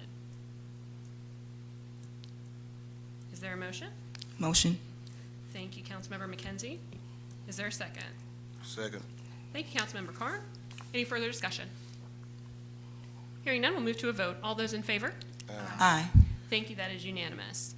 Speaking of which, if we have moved things, my Main Street board member has expired their term, their tenure. So I will be making an appointment to the Main Street Association. I'm not going to make it this evening, but I want, you know, to know in the next meeting or so, I'll be making that board appointment. So just someone could put a note somewhere for the next meeting to make sure it's on the agenda. I'd appreciate it. I would like to congratulate all of my appointees for the next year and 4 years, and thank you for those of you that are watching and those of you that are here. Thank you for saying that you would serve. Thank you very much. Item 7L is VITA at-large appointment. Is there a nomination? I nominate Sabrina Willis for the at-large VITA appointee. Is there a second? I second. All right, any further discussion? Hearing none, we'll move to a vote. All those in favor? Aye. Correction, that's Sabrinia. I want to make sure that's right in the spelling. I don't know how to spell it, but check with Mrs. Willis to make sure the spelling is correct. That is unanimous. All right, so item 8A is a motion to approve the Atlanta Track Club to hold the Jerome Scales, I'm sorry, I apologize. It's consent agenda. We have amendments to the city council agenda. Item 8A, administrative guidelines and policies. All right, so essentially obviously we've been tasked with conducting this city business on behalf of the people, and in order for us to do that, we've got to set the parameters needed for all of us to be able to communicate effectively without any conflict and in a professional manner for this year. So that's what this is about. City manager or city clerk, I guess, whoever wants to read down through these motions so everyone can know what they are. Councilmember Zolli's in a consent. This is one single consent agenda item, but again, we need to read down all of these so that people know what they are. And obviously, it wasn't in the packet. It is an add-on item, but I think it's important enough. I'll be happy to read them if you want me to just read through them. Mayor. Yes, Mr. Hawthorne. I guess clarification, and I did not have the benefit of receiving these ahead of the meeting, but I note that they're all in the form. I guess there are 14 motions, is the way that this document is prepared. So normally with the motion, there are individual seconds after a motion is made, and then a vote. So I'm hoping that's the intent. One of the, and I don't have an opinion of these because I haven't even had a chance to study them. one caught my attention in particular that I've got concerns about. But the mayor and council recently approved, as one of our core values, transparency. So I hope it's the intent with these, since they didn't get any public notice, that not only will they be read, but that they will be acted upon in accordance with the way that this document is structured individually. Well, this item is going to be voted on as one single consent agenda item. We, of course, will read the items individually, but we're going to vote on them all together. We're not going to do 14 votes or whatever And my question it is. on that to the city attorney will be, and I'm the first to acknowledge, I don't know Georgia law, but it seems to me that this is very diverse subjects. And if they're intended as rules and procedures, for instance, of conducting a meeting, which some seem to suggest, but then there are others that I would suggest, in effect, changes the form of government, such as the item that deals with the council determining or having the ability to determine terminations of city employees. So I will tell you, if that's voted on, along with other more procedural items, I have deep concerns. Well, my understanding is that there's nothing in here that's a substantial change to the form of government at all. I disagree. Well, that's why we have a city attorney. Well, let me go ahead and read them. Motion 1. The mayor shall sign all ordinances, resolutions, and contracts within 3 business days of their approval by the city council and deliver the executed documents to the city clerk. And if the mayor fails to sign in accordance herewith, such ordinance, resolution, or contract shall be signed forthwith by the mayor pro tem. Motion. I'm reading them all, sir. We're doing them collectively. We're voting collectively. I'm reading them all first. I'm going to read them all first. Motion 2. No later than 24 hours following each meeting of the city council, the city clerk shall publish on the city's website a list of all ordinances, resolutions, and contracts approved by the city council. And the city clerk shall further notify the mayor pro tem and other members of city council whether the mayor has signed such ordinances, resolutions, and contracts within 3 business days of their approval as required. Motion 3, while presiding over the deliberations of the city council in accordance with the charter, the mayor shall be prohibited from commenting or expressing opinions on the matters being discussed. Motion 4, effective January 15th at all regular and special meetings of the city council, the city clerk shall be responsible for sounding the items listed on the meeting agenda. Motion 5, at all regular and special meetings of the city council, it shall be the responsibility of the city manager to recognize speakers and tally votes. But the city manager shall carry out these functions through the use of a suitable electronic system, which the city manager shall research and present to the city council for consideration by the second meeting in January 2024. Motion 6. The city council, by consensus, may extend the time for an individual speaker to speak during public comment and may also extend the total time allotted for public comment at any meeting of the city council. Motion 7. The mayor and each member of city council shall be entitled to make closing comments at the conclusion of each regular or special meeting of the city council. However, the mayor shall at all times be first in the order of speakers. Motion 8. All proclamations of the City of College Park shall be presented to the City Council for approval at the second meeting of each month, and if approved by the City Council, such proclamation shall be read and delivered at the first meeting of the following month. Motion 9, proclamations of the City of College Park shall be proposed by members of the City Council in numerical ward rotation, with each council member reading and delivering the proclamation he or she proposed at the meeting, following the approval of such proposed proclamation by the full council. Motion 10, the city manager and city directors may propose proclamations to the City Council, and if such proposed proclamations are approved by the City Council, they shall be read and delivered at the next regular meeting of the City Council by the mayor, the city manager, or a staff member as appropriate.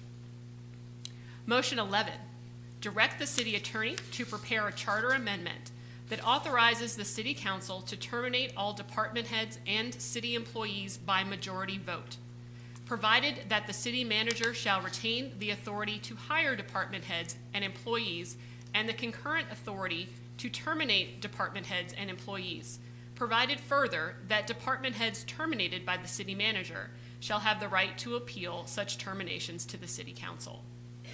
Motion 12, the City Council shall at this meeting appoint new members to the following 4 city bodies: 1, Main Street Association; 2, Planning Commission; 3, Board of Zoning Appeals; and 4, Georgia Municipal Association delegate. Motion 13, the city attorney shall prepare any ordinances or resolutions legally necessary to memorialize the motions adopted by the City Council at this meeting. And lastly, motion 14, executive session be held at the conclusion of this meeting to discuss litigation, real estate, and personnel as authorized by the Open Meetings Act. Motion for approval. Second. There's a motion by Councilmember Carn and a second by Councilmember Gay. All those in favor? Aye. Aye. That is unanimous.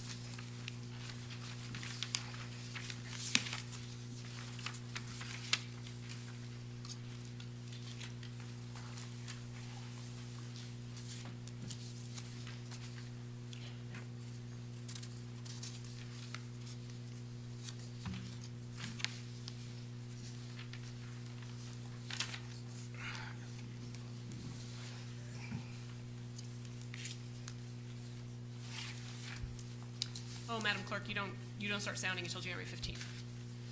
Okay, you don't start sounding until January 15th. I don't start sounding.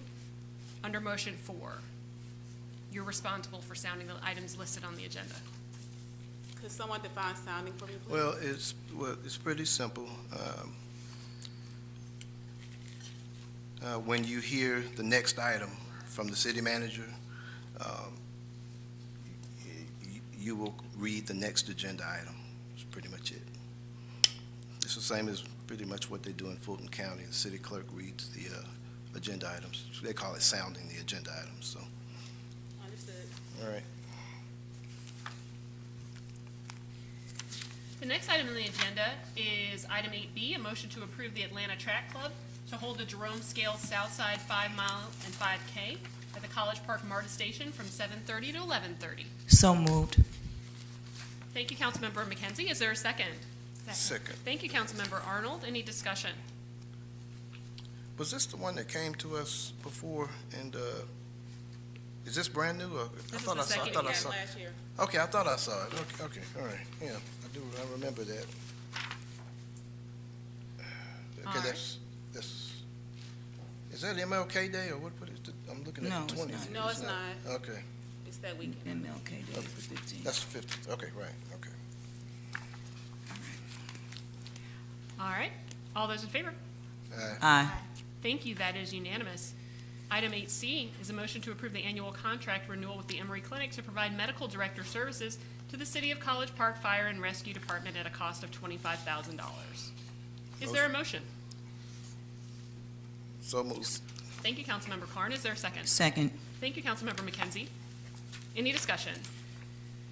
Hearing none, we'll move to a vote. All those in favor? Aye. That is unanimous. Thank you. Item 8D, motion to approve a citywide certification incentive pay policy for all full-time employees. Is there a motion? I'd like to make a motion to deny it. Second. Okay, Councilmember Arnold has made a motion to deny. Councilmember Carn has seconded. Dr. Baker, we'll start with a discussion with you. can introduce it. Yes, this motion was to approve a citywide certification incentive pay program to incentivize our employees for obtaining higher education degrees as well as certifications related to their field. All right. Any questions for Dr. Baker? We'll start with Councilmember McKenzie. No questions. Councilmember Carn? No questions. Councilmember Arnold? No questions. Councilmember Gay? No questions. All right. All those in favor of the motion to deny? Aye. All right, the motion passes, and so the citywide certification incentive pay policy is denied. Thank you. Item 8E is a motion to approve holiday bonuses. Althea, I had a couple of questions on this. I imagine someone else may, but. I sent mine in. Is there a motion? Motion with discussion. All right, thank you, Councilmember Carn. Is there a second? Second. Thank you, Councilmember Arnold. All right. Dr. Baker? Oh, I'm sorry. I'm sorry, Ms. Fuller Bradley. I think Councilmember Carn had questions for you. Yes, sir. All right, so I know we've done this a few times here. So this is no ARPA funds at all, is that right? Correct. Okay. And how much before did the ARPA funds take care in terms of this? Was it the entire amount that they took? Yes, it take did. care of before? We received 2.8 million. Okay. All right. I'm not against this, but this is a pretty big dent in the budget. City manager, what I'm looking for is to replace this amount and remove this total amount from the current budget.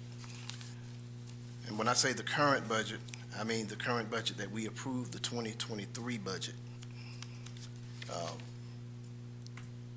So that's not going to be in terms of fund reserves.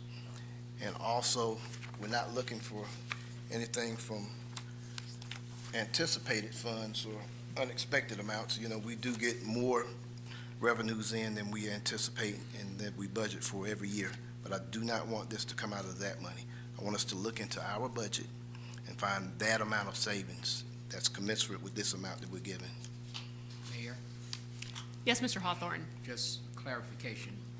Councilman Carn, when you say fiscal year 23, 24, 23, 24, this 23, budget we're in now. 24. Okay, so for the fiscal year ended June 30th, I believe that was the intention. Okay. All right, so that's clear. She's Oh, saying no. Wait.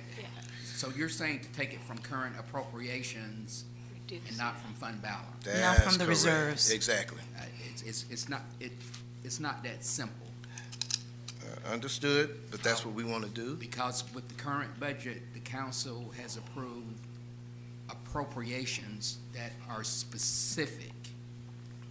So for us to administratively reverse something that the mayor and council has already approved, that would not be appropriate. Well, we're not reversing anything administratively at all. There are going to be plenty of surplus funds in the 23-24 budget, as they are in all budgets. But you would have to tell us where to take it Well, from. what we're going to have you do as city manager is to peruse through the budget and find those areas where we will have leftover funds. I can tell you a couple right now. We're what, 15 police officers short right now. That would be, even if we hired folks this month, half of their salaries are there in the budget and won't be expedited. Mayor, So I don't want- there are other, if I can, I'm speaking now. I'll let you speak as soon as I'm done. This is why we hire you all to find the funds and find the savings. Althea, I know you're able to find those savings, and they are there. They've been there every single year of every single budget, and I'm sure you all can manage.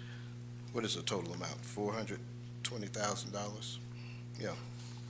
So let's find the money, and we're going to rely on y'all to find the money and bring it back to us, and we'll take a look at it and make a decision on it. But we are going to make sure that our employees have their bonuses. Mayor, Mr. Hawthorne? I suppose what Councilman Carn is saying is that he would want to amend this item as proposed with the caveat that he's describing. I haven't heard that motion yet. Hold on, Councilman please Carn, let him finish. But if that is the direction, let's use your example of taking it from police. And yes, while there are projected savings due to vacancies in the police department, that appropriation center is left to the charge of the police chief in conjunction with the finance director. So I think it would be a very dangerous and unhealthy financial precedent. I'll leave it at that. I haven't heard the motion amended, but if that's the direction that we're going, All right. the city manager, as I specified earlier, when I reviewed the charter, has expressed grave concern. Okay, understood. And I was simply giving the police department as an example. Now, Thea, you know exactly what I'm talking about. Multiple departments have additional funds and unspent funds pretty much every year. So we're going to count on staff to take care of that, bring it back to us in that exact amount. But in terms of the employee bonus, we're improving that tonight. So, at least I think we are. Councilmember Arnold? So my question is more on the amount. The amount that's on the background has one number, or the resource impact. The total is 420, 828, 75. But on the spreadsheet, it shows another amount.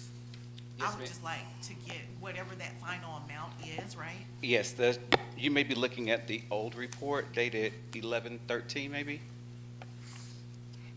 The total amount as of 12/27/23 is $422,955.75. Okay, all right, well, this doesn't show that Okay, amount. my apology right? on that. Okay, so it's the 422? Yes, $422,955.75. All right, that's all that I needed.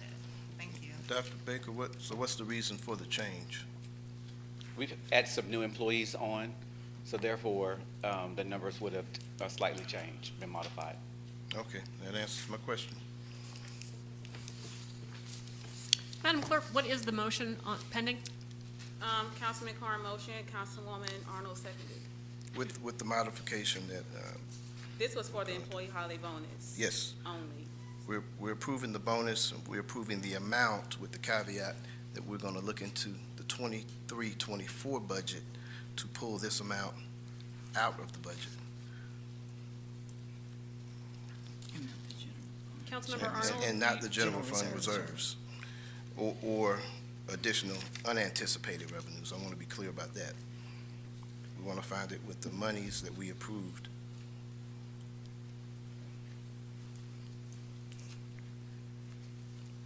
So your motion, your amendment is, can you state the whole thing? Just, I just said it. It's recorded. Madam Clerk, are you clear? I'm not clear. You're not clear. All right, we're approving the city bonus. We're taking the funds to pay for the bonus out of the current 2023-24 budget. I got that part. Okay, out of unspent funds. We're not reallocating, but the unspent. We're gonna find the savings in the budget, and we're gonna allocate that money to go towards the bonus. And we're not gonna pull it from the general fund reserves, and we're not gonna pull it from any additional anticipated revenues, tax revenues, which we're gonna get more, because we're very, very conservative when we estimate our tax income coming in, so. Councilmember Arnold, you seconded the original motion. Do you second that amendment? Can we call for a question to approve the There hasn't been a second to that amendment. Do you still second? I don't even know what the amendment is now, so. Madam Clerk, could you read it? Modification to pull the bonus from fiscal year 2023-24 out of the current unspent funds, not to pull from any other general funds reserve or any other revenues. A second. All right, any further discussion? Hearing none. Is, all those in favor? Aye. Thank you, that is unanimous. Item 8F is a motion to set a public hearing date for January 16th, 2024 for a conditional use permit for 1579 Vesta Avenue. This is not to discuss that petition, it is only to set the public hearing date. Is there a motion? So moved. Thank you, Councilmember McKenzie. I have this as item 8E. Yes, but we added things to the agenda. Oh, I'm sorry. So is there Okay, a second? yeah. Second. Second. Thank you, Councilmember Arnold. Any Sorry. discussion? Hearing none. All those in favor? Aye. Thank you, that is unanimous. Item 8G is a motion to approve the First Amendment to the agreement with Clean Energy. Is there a motion? Motion with discussion. Hugh, you have something? Thank you, Councilmember Carn. Is there a second? Second. Thank you, Councilmember McKenzie. Good evening. Good evening. This is a First Amendment to the Clean Energy contract we started back in 2008. This is the compressed natural gas station located on Edison Drive. It is owned by Clean Energy, but is on city property, so we receive royalty payments from them based on their sales. Compressed natural gas is mainly used, sold to airport shuttles. Airport shuttles, some MARS buses, and individual vehicles that use compressed natural gas instead of gasoline. Also some Amazon delivery trucks. So that has really picked up over the last few years.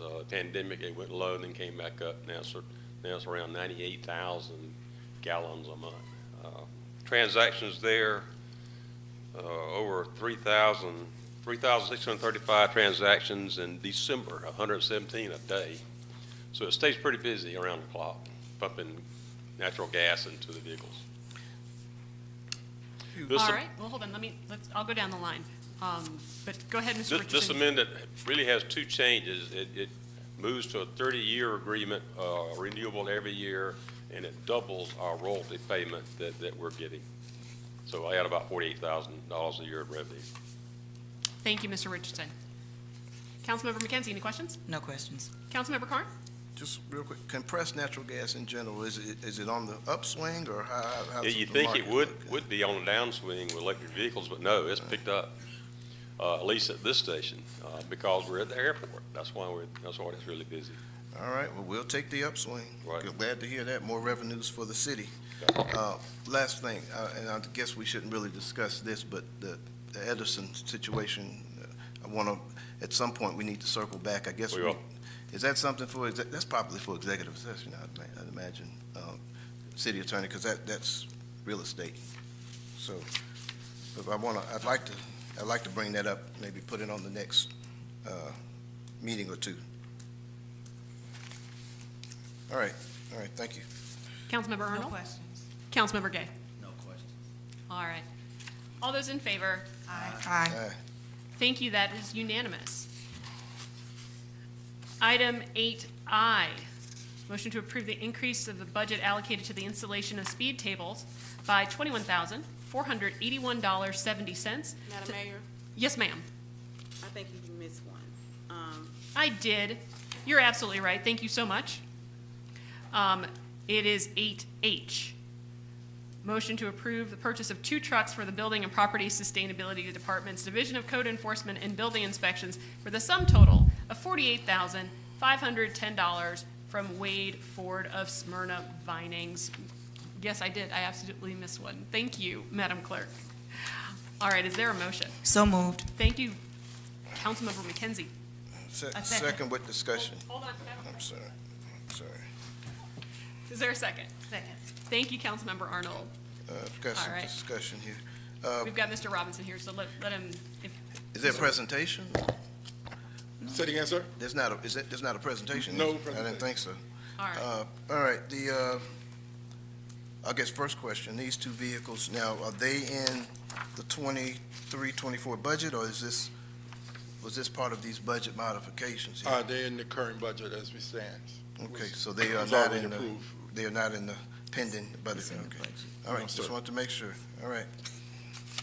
Councilmember McKenzie, any questions? No, it's in the budget. I'm fine with it. Thank you very much. Councilmember Arnold? No questions. Councilmember Gay? All those in favor? Aye. Thank you, that is unanimous. Now, on to item 8I. Motion to approve the increase of budget allocated to the installation of speed tables by $21,481.70 to SH Creel Contracting for the addition of 2 speed tables not envisioned in the original scope of work. Is there a motion? So moved. Thank you, Councilmember Arnold. Is there a second? Second. Thank you, Councilmember Gay. Any discussion? Councilmember McKenzie? No. Councilmember Carnes? No. Councilmember Arnold? No. Councilmember Gay? No. All those in favor? Aye. Aye. Any opposed? Any abstentions? That is unanimous. Item 8J, motion to approve 15 new vehicles and related services for the police department based on the final quote tabulations previously approved by mayor and council with quotes from Motorola Solutions, Wade Ford, and Dana Safety Supply in the amount of $978,506.70. Good evening, Chief Rogers. Is there a motion? Hold on, Chief, I had a couple of questions. Did you have anything to Wait, hold on. present? I've called for a motion. Wait, hold on one second. Called for a motion. So moved. Thank you, Councilmember Arnold. Is there a second? Second. Thank you, Councilmember McKenzie. Go right ahead with discussion, Councilman Carr. Yeah, generally, before we take a vote, we need to make sure, did you have a presentation? No, I just came forth Okay. anticipating. All right, good deal. Okay, obviously, these are in the. It's in the These budget. was already These are in the approved in budget. the budget. Actually, 20 was approved, but with inflation and costs, instead of coming back to this body asking for more money, my staff and I decided to stay within the budget, just to purchase 15 instead of 20. Okay, all right. So this brings our tally of the new vehicles, and we approved, what was it, 40, 50? Or what? No, I mean, in no, the last sir. 2 years. The last 2 years was 25. This would be 15 that were actually purchasing, so So this will 35. take us And up to it 30. just trying to keep with the motto of the city with hospitality and All right. get rid of those old Crown Vics and high miles. Okay, absolutely. I'm 100% for it. Now, in regard to the old Crown Vics, I know we generally chunk them at auction. Those were not, some of those will be used as decoys and as training vehicles. Okay, that's what I wanted to keep those vehicles. Okay, you got it. All right. Councilmember McKenzie, any questions? No, I don't have a question, but, well, actually I do. So now, we still needed 25 vehicles, so, When we start doing budget discussion next year, hopefully there will be allocated funds within the city to compensate for the ones that we didn't get this year. yeah, because my concern is that, you know, in order for us to remain a competitive department, we need cars, we need take-homes, we need a lot more. We Yes, may not ma'am. be able to win the salary war, but we do need to be able to provide. I'm glad you said take home because that's a part of Okay. my upcoming initiative for All this right. year. That's it, I have nothing else. Councilmember Arnold? Councilmember Gay? No. All those in favor? Aye. Thank you, that is unanimous. Item 8K is a motion to approve Chemi Construction for emergency repair of a water main break at 4848 Old National Highway. So moved. Thank you, Councilmember McKenzie. Is there a second? Second. Thank you, Councilmember Arnold. Any discussion? Hearing none, we'll move to a vote. All those in favor? Aye. Thank you, that is unanimous. Item 8L, motion to approve Chemi Construction for emergency sanitary sewer point repair of the 8-inch water main and tapping valve at Harvard and Jefferson in the amount of $35,650. Is there a motion? Motion. Thank you, have Councilmember some Carr. discussion as well. Is there a second? Second. Thank you, Councilmember Arnold. Go ahead with your Dr. discussion. Mayor, how you doing? Now, Kimmy is still our emergency on-call outfit, right? Or one of them. It's Kemi and George South. All right. And then on both of these items, Kemi came like $10 or more thousand less than what they drew up the south. Okay. They already been And we fixed. already took care of the Yeah, repairs. they've been Okay. fixed. Yes, All right, that answers my question. All right, good deal. Councilmember McKenzie, any questions? Nope, I read it in the package. No questions. Councilmember Gay? No questions. All those in favor? Aye. That is unanimous. Item 8M, motion to approve Kemi Construction proposal for the sanitary sewer main installation at West Fayetteville Road, approximately $700,000. I think it's a little bit less in the actual packet, or maybe a little bit more. The number was a little bit different than the Yes. agenda. But is there a motion? Motion. Thank you, Councilmember Carn. Is there a second? Second. Thank you, Second with Councilmember discussion. Arnold. Oh, wait, sorry, discussion. Councilmember McKenzie? Okay, so what is actually the figure? I mean, are we I don't want to approve 700,000 if it's 630,000, 150. The reason for going to 700, when the new apartment complex on Westfield trying to tie into the manhole that was there, that's when we found out that manhole was collapsed. So we have to rehab that particular manhole, and that's part of why the cost went up. And then when we got down to Phoenix, during the survey, we found out that that manhole, so it's two manholes that has to be, put in. That wasn't originally thought of because there was no excavation that was done before we, when they tried to tie in into the manhole.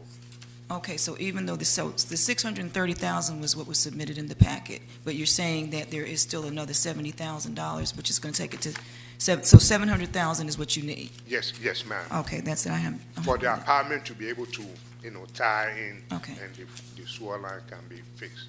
Okay, just wanted to have clarity, Yes, no ma'am. problems. Thank you, sir. Councilmember Carn, any questions? No. Councilmember Arnold? No. Councilmember Gay? No question. All those in favor? Aye. Thank you. Any opposed? Any abstentions? All right, that is unanimous. Item 8N, yes, that one, I was wondering where you're walking away. Yeah, that's mine too. It's a motion to approve Jewel of the South for emergency relocation of sanitary sewer main at 3338 Myrtle in the amount of $32,165. Is there a motion? So moved. Thank you, Councilmember McKenzie. Is there a second? Second. Thank you, Councilmember Carn. Any discussion? Councilmember McKenzie? No. Councilmember Carn? City manager, I think it might be a good idea to, at one point in time, we used to put which wards these were in. I think it'd be helpful to the new members. Yeah, that would be. So let's put that on all the agenda items if it's a located issue. All right. That's, makes for everybody. Thank you. All right. Councilmember Arnold, did you have any questions? No question. Councilmember Gay? No question. All those in favor? Aye. All right. Thank you, that is unanimous. Item 8O, motion to approve the IGA for the provision of animal control services between Fulton County and the city of College Park. Is there a motion? Well, before we take a vote on this, I've got some serious concerns about this one. We need to take a motion in order to have a discussion. Well, our motion for discussion. Yes, sir. Do you have a presentation, or, I went through the packet, are you gonna go through the slides? or- Is there, hold on. No, Hold there's on. no, it was just an agreement that was sending from, it's not just College Park, it's other It's municipalities. county, hold on, is there a motion? Is there a motion? There was. Thank you, Councilmember Arnold. Is there a second? Second. Thank you, Councilmember McKenzie. Go ahead with discussion. Dr. Adediran? This, an agreement between like about 8 or 9 different localities that uses the Fulton County, because when we pick up dead animals, dead dogs and what have you, we don't have anywhere to dispose them. That's where we take it. All right, And well, it's something that's budgeted every year. It's in the budget. Yeah. right. Except you won't give me money to build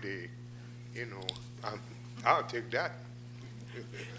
Yeah, build a new, animal, instead of, taking it over there. Stray dogs, that's where we take them. Well, Any questions, Councilmember McKenzie?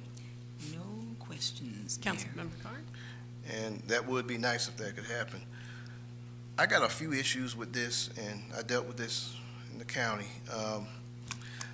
This contract is, in my opinion, not in the best interest of the cities, and there's a couple of reasons why. First of all, I guess Mike's not here, our animal control fella. Yes, sir. Is he here? No. Okay, I was hoping he was gonna be here, and I meant to call you to make sure he was here to go over this thing. A big part of the issue is this, the county splits up the amount for services throughout the 15 cities, and they base it on calls for service. Yes, sir. Here's the problem, and there are a couple of folds of the problems.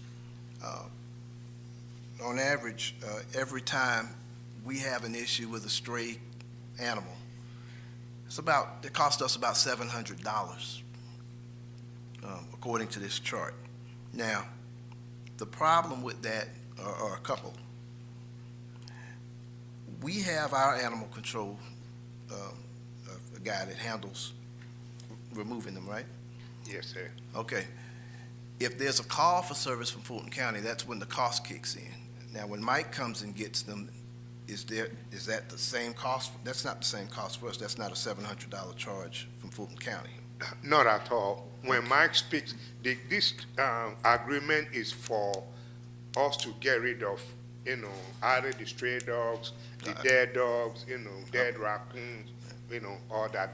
That's what the service is for. Understood. Most of our issues are stray animals, and because we are 75% rental, we have a lot of stray animals, and most of them are within our apartment communities. Yes, sir. Now, that may not be where most of the calls come from, but I would like for us to find out from Fulton County where our calls and where our responses are coming from, a breakdown of our locations of calls. If it's mostly the apartment communities, and the reason why I ask that, or if it's the residential homes. Yes, sir. I suspect it's mostly the apartments. When there is a call from a resident about a stray dog or a stray cat around, again, if that call goes to Fulton County, that charge goes to us. The problem is, you may have one dog out on the street or in the apartment communities, and there may be 2 or 3 calls for that same animal. The problem is, we get taxed as many times as the number of calls. I've seen all of my South Fulton cities when I was commissioner going through this.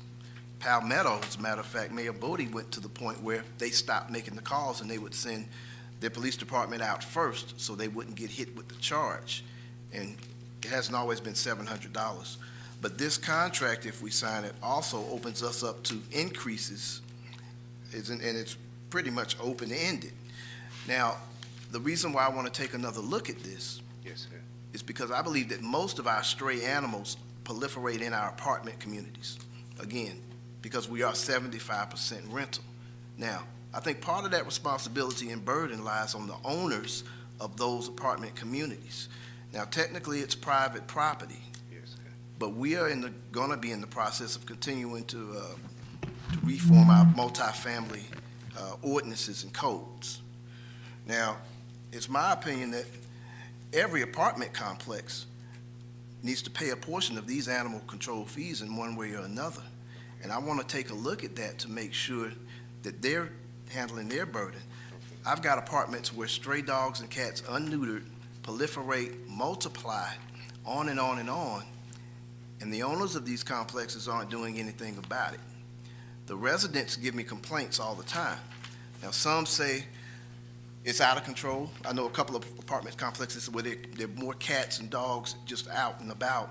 Now, they get the calls from county. Sometimes they call us. Our communications isn't really effective with our community, and that's something we have to work on. So they usually, I guess they'll call the county. I see only 71 calls here for the whole year, looking at this chart. But I want to figure out how we can take a look at passing some of that burden on to other responsible parties. I mean, that's a piece of private property, those apartment complexes. So if I got a dog in my yard, on my property, Yes, sir.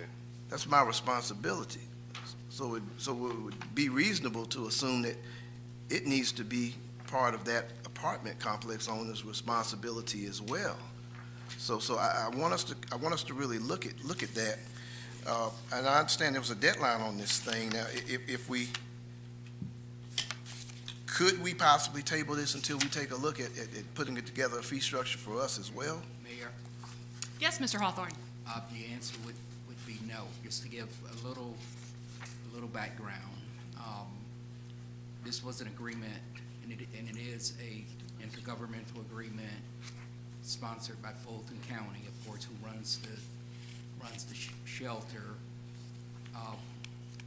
This request came, I believe, in November. I received a communication last week advising that, I believe it's January 8th is the deadline. So Councilman Carnes' issues, I'm sure are of merit, but I don't believe that, given the delay that we've already had due to the lack of quorums, that we can table this item and continue services, because this is a current agreement that we're in. So we can certainly follow up on some of those issues post-execution, but I hope the council will approve this evening. And I'm okay with approving it. If we have that deadline, that's fine. But as a caveat of it, I want us to institute and look at instituting a fee schedule for these apartment communities. Yes. And what we can do from now on, when the call comes in, we just have a record of it. But the health and safety issue, if a stray dog or stray cat bites an individual, then what? Yeah. I mean, I get calls sometime and I have to, this past week I received a call from Fredericksburg where an animal was running loose.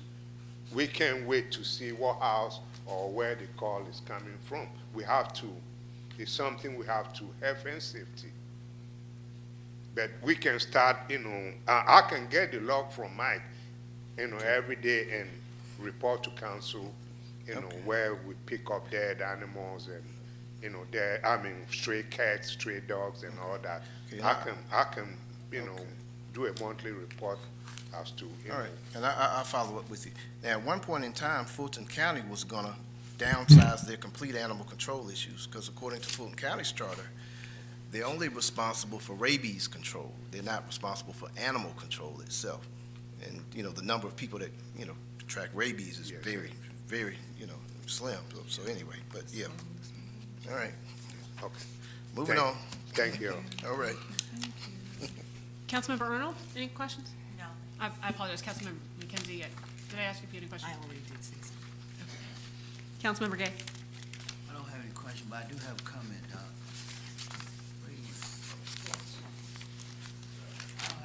I just had a comment. I could have really called you about it, but since we getting into it, one thing I would like for you to ask, if we could confirm the fees for surrendering your pets.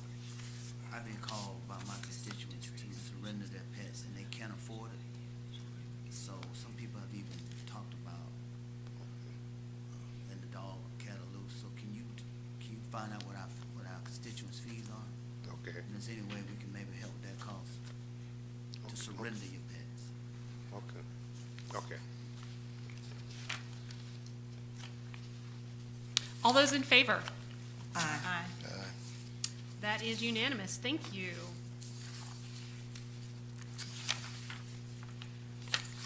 Item 8P is a motion to approve the city's list of designated streets to be submitted to the Georgia Department of Transportation under the 2024 LMIG program. Is there a motion? Discussion. Discussion. There's a motion by Councilmember Arnold. Is there a second? Yeah, we still need time, so I don't need any Okay, in order to have discussion, we need to have, Motion. Councilmember Arnold's already made a motion. Is there a second? Second with discussion. Thank you, Councilmember Gay. All right, so we'll start with Councilmember McKenzie and go right down the line. Okay, of course, the streets that were selected when I was not on council. I'd like the opportunity to do an assessment for myself, and as already I've had one of my residents get up, and she's been asking for her street to be resurfaced for quite some time. So I just want to be able to look over, I saw the streets that are there, but I also would like to have some input. I don't have any problem. Whatever list you can give, we have to do RFP on it anyway. Okay. And, yes, I mean, nothing is carved in stone. Well, Councilmember Carn? one of the things that looks like it's carved in stone, it says the deadline is February 1st, so I think we need to come up with a final list at the second meeting, probably. As soon as possible, we have to, turn it to VDOT and then do the RFP to, get the funding. And I know this street here off of Global Gateway, I want to take a look into, I haven't taken a look at that one lately, so when you all pick these, I guess, you pick them by wear and tear, of course. But it comes from, we get the list from council members. Well, I never selected this street for Ward 2, so no one ever approached me for Northwest Drive at all. So maybe whoever was supposed to reach out to me missed me. But yeah, I'd like to take another look, but we'll have a list for the next meeting. As soon as, that way we can turn it to them and do the RFP so we can get the funding from them. Councilmember Arnold? No discussion. Councilmember Gay? Yes, I would like to amend my streets to include Mount Vernon Way and Skyline. Skyline, then Mount Vernon. I think yours is like a third of a mile or something like that, from when we measured it. We looked at it. Yes, sir. Just give me the list, and because we have to turn it to GDOT. Mount Vernon Way and Skyline for the record. Yes. Ward 4. And Councilman Gay, it looks like you got one of them on here, Mount Vernon Way I see on here. Yeah, it's just that, we had originally last year talked about Williamsburg Drive, but we looked at Mount Vernon Way and Skyline, and they're both contiguous, or they're kind of like perpendicular, but both of them combined is not even long as Williamsburg. Yes. But they got route right. Yes, sir. And they're not safe. Yes, sir. I mean, I've driven on it several times. Cohen, Northwest Drive, is that the street behind Racetrack? That's the one behind Racetrack. It is in bad shape. I drive it every day. Okay, well, I may keep it. I want to just take a look. There was another street I had in the back of my head, but I'll submit mine before the next You'll meeting. just give me the list, we have a deadline to GDOT, so we can turn it to them. All right. Thank you. Thank you, Dr. Adediran. So, Councilmember Arnold, you have a motion on the floor and pending, but would you be interested in withdrawing that motion and perhaps tabling this for the next meeting? Oh, I'm sorry, you're talking a motion to name the streets? No, Councilmember Arnold motion to approve the list of the city's designated streets to be submitted to GDOT for LMIG. But it seems like there's some further discussion that needs to happen, and we need to, all right. So, Councilmember Arnold, you're withdrawing your previous motion? And making a motion to table this to the next meeting? Hold on. Excuse me. We can table the motion to the extent that they need to add their streets, but I have my street to add, so I'll make a motion. You gonna withdraw your motion? My motion is to allow the other wards to bring their selections and to approve Ward 4, Skyline and Mount Vernon. Is there a second? Second. Thank you, Councilmember McKenzie. Any discussion? Madam Clerk, are you clear on the motion? Yes. All right. All those in favor? Aye. Aye. That is unanimous. Thank you. Thank you.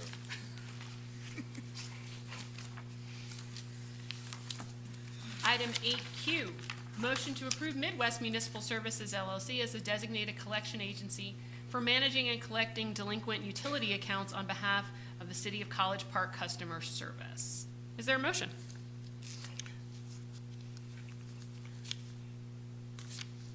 Well, I do have some questions. Was somebody going to present some information? We need a motion to have discussion. So is there a motion? We don't need a motion to have discussion. We get presentations all the time and then we vote. If you have a presentation, I'd like to hear that first because I have questions. Under Robert's rules, we have a motion and a second, and then we have discussion. Well, apparently we haven't been following those because we've gotten plenty of presentations and then took it to vote. So under Robert's rules, we have a motion and a second, and then discussion. All right. So is there a motion? I'd like to hear the presentation first. If there's no motion, then we'll move on. I Thank would you, like Mr. to Scott. hear the presentation from William Scott. Is there a motion? I make a motion to hear the presentation from William Scott. Is there a motion for action? Mayor, we have done plenty of presentations before we've taken a vote on this council. There is nothing out of the ordinary up here. I'd like to hear the presentation first. I'm not against doing this. I think we need to. I have some questions first before I pre-commit to anything.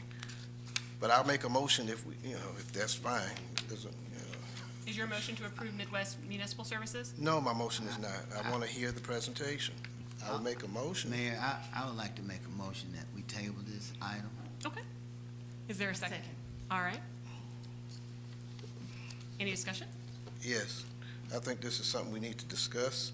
I'd like to hear the presentation before we take a vote. We've heard presentations before we've taken votes many times over. Thank you, sir. Any further discussion? All right. Again, I would like to hear the presentation. And I make a motion for that. I'd like to hear it. The motion to table has been made and seconded. Any further discussion? Hearing none. All those in favor? To table. Madam Mayor, Yes, sir. now that the motion's to table, the floor is open for discussion. Now, why don't y'all have the discussion? I'd like to hear from William Could on you have the the, discussion? We haven't voted unanimously to table it, so can we have discussion? Mr. Scott?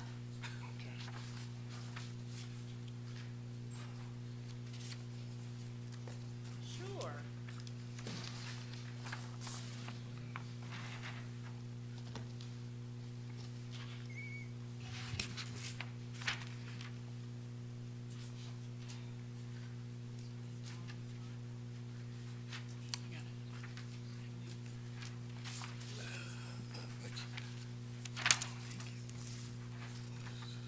Oh, we had this already. Yeah, this We is already our, had- this is in our something we packet. have, yeah. So I just wanted to make sure you had the updated version. The vendor that we're going to, they have higher fees than the other vendor, but the proposed collection rate was substantially higher than the lower price vendor at a rate of 32% proposed collection rate, and the other vendor was 17%.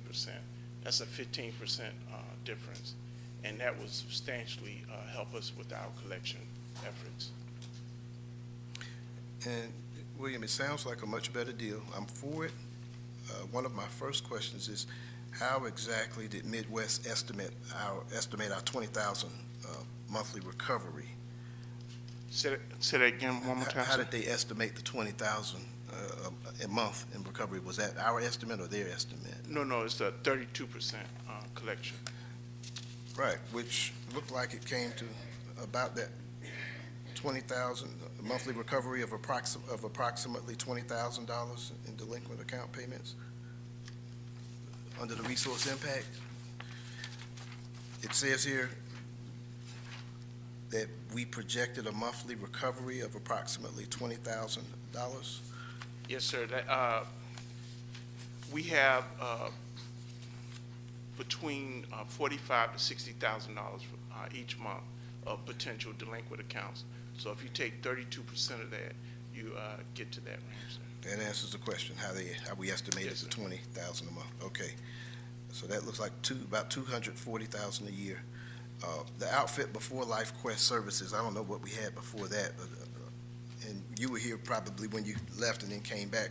How did we do percentage-wise with that previous outfit with your first time around with us? You remember? They didn't have close to 1%, and we found that they didn't have a lot of utility experience. So with this outfit, we really wanted to get a strong presence of utility experience to help us with that collection process. Okay. Other question is, I'm assuming most of our delinquent accounts are within our multifamily community, being that we're 75% multifamily. Is this outfit experienced with our socioeconomic mix? The biggest part of that is our team getting the good, strong information, because the outfit, they have a 3-tier process. If we can get a strong phone number, get the right verified social security number, and a good address, if we can put that into their system, they're guaranteeing us a high rate of collection. Okay, so we're still taking social security numbers when we on with somebody. Okay, well that'll help with that. Okay, and the last thing, at some point I'd like you to get me just a breakdown, I guess out there, of our city delinquent account holders in terms of just businesses to homeowners to multifamily, the breakdown of delinquency. So I could just have that at some point. So those are the questions that I had. And I motion to approve it. We have a motion on the floor to table. To table. Well, The motion is to table. I'd like to make a motion to withdraw my motion to table. You'd like to withdraw your motion? Yeah. All right. Is there a motion to approve it? Motion. Thank you, Councilmember Carn. Is there a second? Second. Thank you, Councilmember Gay. All those in favor? Aye. Thank you. That is unanimous. Thank Item you. 8R is a motion to adopt Resolution 2023-22, authorizing the city manager to execute a lease purchase agreement with Truist Financial Corporation to finance the acquisition of one 800 HPR Echo Services 4-mounted high-pressure sewer jet vac truck. Motion with discussion. Thank you, Councilmember Gay. Is there a second? Second. Thank you, Councilmember Carn. We'll start with Councilmember McKenzie and go down the line. Any questions? Okay, the payments in this item, are they in, my question is, is this budgeted? And for this current budget, is this a budget item? Because I couldn't find it. Maybe I did find it. I'm trying to think. This is a lease program. I don't believe it is in, You might have answered this question for me, because I think I did reach out to you on this one. I'm not sure if it was this one. It's the lease to purchase with Truist Bank, but the debt service payment is budgeted. So it's a lease to purchase through Truist. Okay, so the debt service is in this current budget? Correct. Okay. But we haven't even started yet, so, I mean, isn't this something that No, we're in the fiscal year, 23, 24. No, I mean, I thought this was something that we were getting ready to finance, that we hadn't financed it yet, that we're approving. The finance. The financing, so but you're saying that we've already approved the payments before we even? They initially requested the purchase of this item with the lease to purchase payment. So it is budgeted for fiscal year 2023, 2024, although we won't be making the actual debt service payment this year if we're going out for the debt right now. So right now, I believe the motion is to approve the lease purchase through Truist Bank. And then the next item will be to purchase the item based on the lease purchase. We're asking for the actual agreement between us and Truist to purchase this item. All right. Well, with both of these items, they're back to back, right? Correct. Is there any part of either one of those that is not in the 23-24 budget in terms of financing and debt It's service? budgeted. All of it? Well, the 264, the bank is basically giving us the funds. Right. And we're paying for it. And then we will make the debt service payment, but it's budgeted. All right. Okay. Yeah, I can. So you're saying that the full 264 is budgeted? The 264 is not budgeted. The debt service payment is budgeted. Okay, my question was, is there some part of this that was not budgeted? You said no. Well, you normally don't budget the entire purchase amount as far as for the enterprise fund. For the years going out? Correct. You just budget the debt service payment because it will be reversed and recognized as a debt service payment. All right. Are those amounts inside of our packet? Excuse me, debt service payments, are they inside? Yes. Or are they in the next item? Yes, well, it should be under the truest financial item, the finance and acquisition. It should show you what the debt service payment will be. Page 8, page 296 in the packet.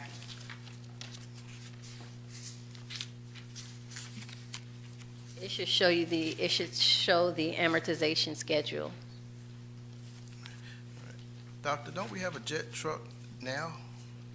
No, it's in 2004. That's in the shop, as we speak. So, All of last year was in the shop, Right. and as we speak right now, it's in the shop. okay. It's a 2004 vehicle. So is it just completely not functional? It's dead, sir. Okay. So what do we do with it? Do we auction it or do we? Auction, we will auction it alone. I've been working with Moody. We have other older vehicles and other equipment that will auction, so we can recoup some of the money back. Okay. I don't know why I thought we had two of these jet vac trucks. It's just in 2004. So we don't, all right. Okay, so we've only had one.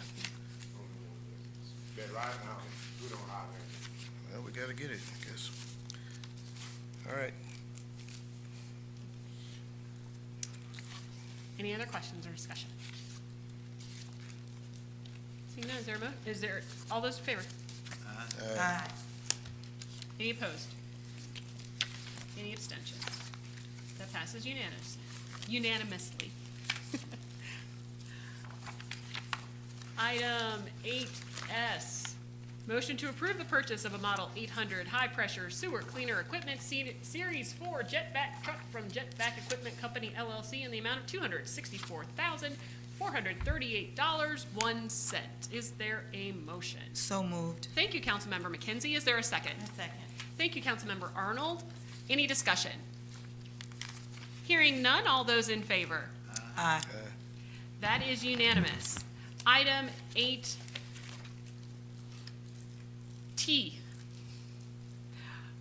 Actually, I know in the packet it was reversed. Right. But it is listed on the agenda. Item now 8T is a motion to approve the purchase of replacement data backup appliance for the city servers and user files from Sherlock Technology in the amount of $101,000. Is there a motion? So moved. Thank you, Councilmember Arnold. Is there a second? Second. Thank you, Councilmember McKenzie. Is there any discussion? Discussion. Yes, sir.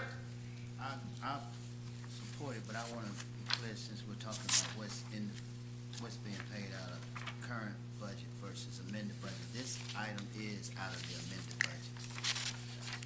budget. This item anticipate,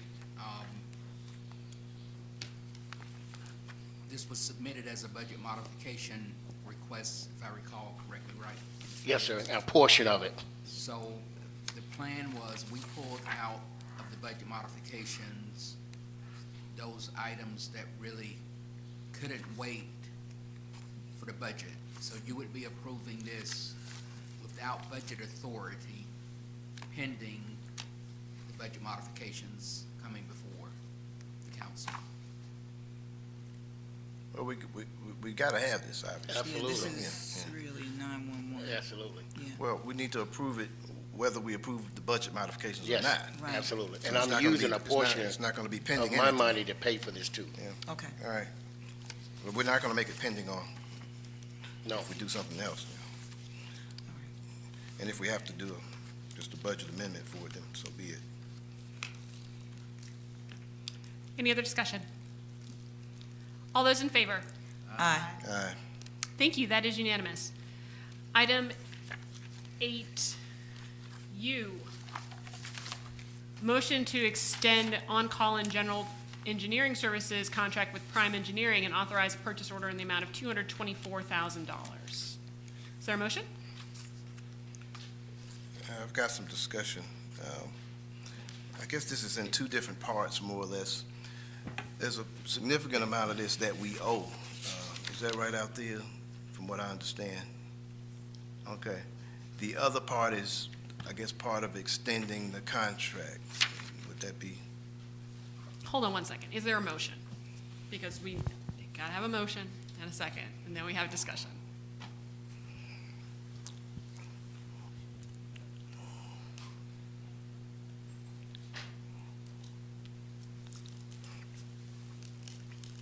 All right, so All if right, there's no I'll, motion, Well, I'll make a motion.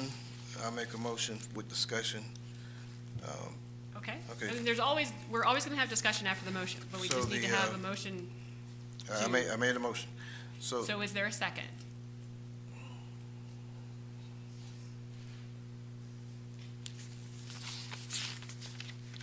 all right. Okay, the motion dies for lack of a second. Here's the thing. Again, items come up and we discuss the items and then we vote on the items all the time. This is not a requirement in terms of one after the other, because we've done it both ways. So I don't know what this is about, but I have some questions. Part of this is money that we owe for services that were already rendered. Is that right? Correct. I want to make sure we pay our bills and pay what we owe. I want to separate that from if we continue on. Councilmember Carn, I would ask, okay, we did not get a second. All right, on the well, I'm motion. going to modify, I'm going to make a substitute motion. And the substitute motion is this, and I want to discuss the other part of it. My substitute motion is for us to pay Prime Engineering what is owed for past work. Is that right? Completed work that we owe them money for. Correct. And I understand about the accounting mix-up that happened where we weren't able to pay them when the bills were due. Is that right? Correct. Okay. I will motion to take care of that amount, and if you could give me the exact amount. I don't have the, I'll second Wait, that. hold on, Councilmember Gay. Let's make sure that we've got the motion and the actual amount. She started talking. Hold on. I know it's in the packet. I thought I saw Because I 100, believe was it Mr. Bernard broke it 180,000? The I back. thought I saw 180 somewhere, but.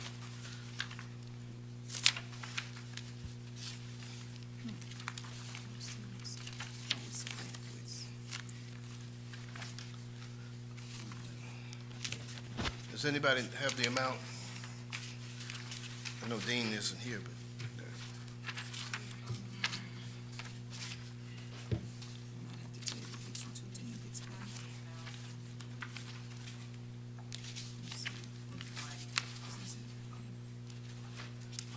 Mayor, Yes, sir. I believe the number is 98,000 is earmarked to settle outstanding invoices, while the remaining 120,000 is allocated for on-call and general engineering services for the remainder of the fiscal year. Okay. So, Councilmember Carn, would you restate your motion?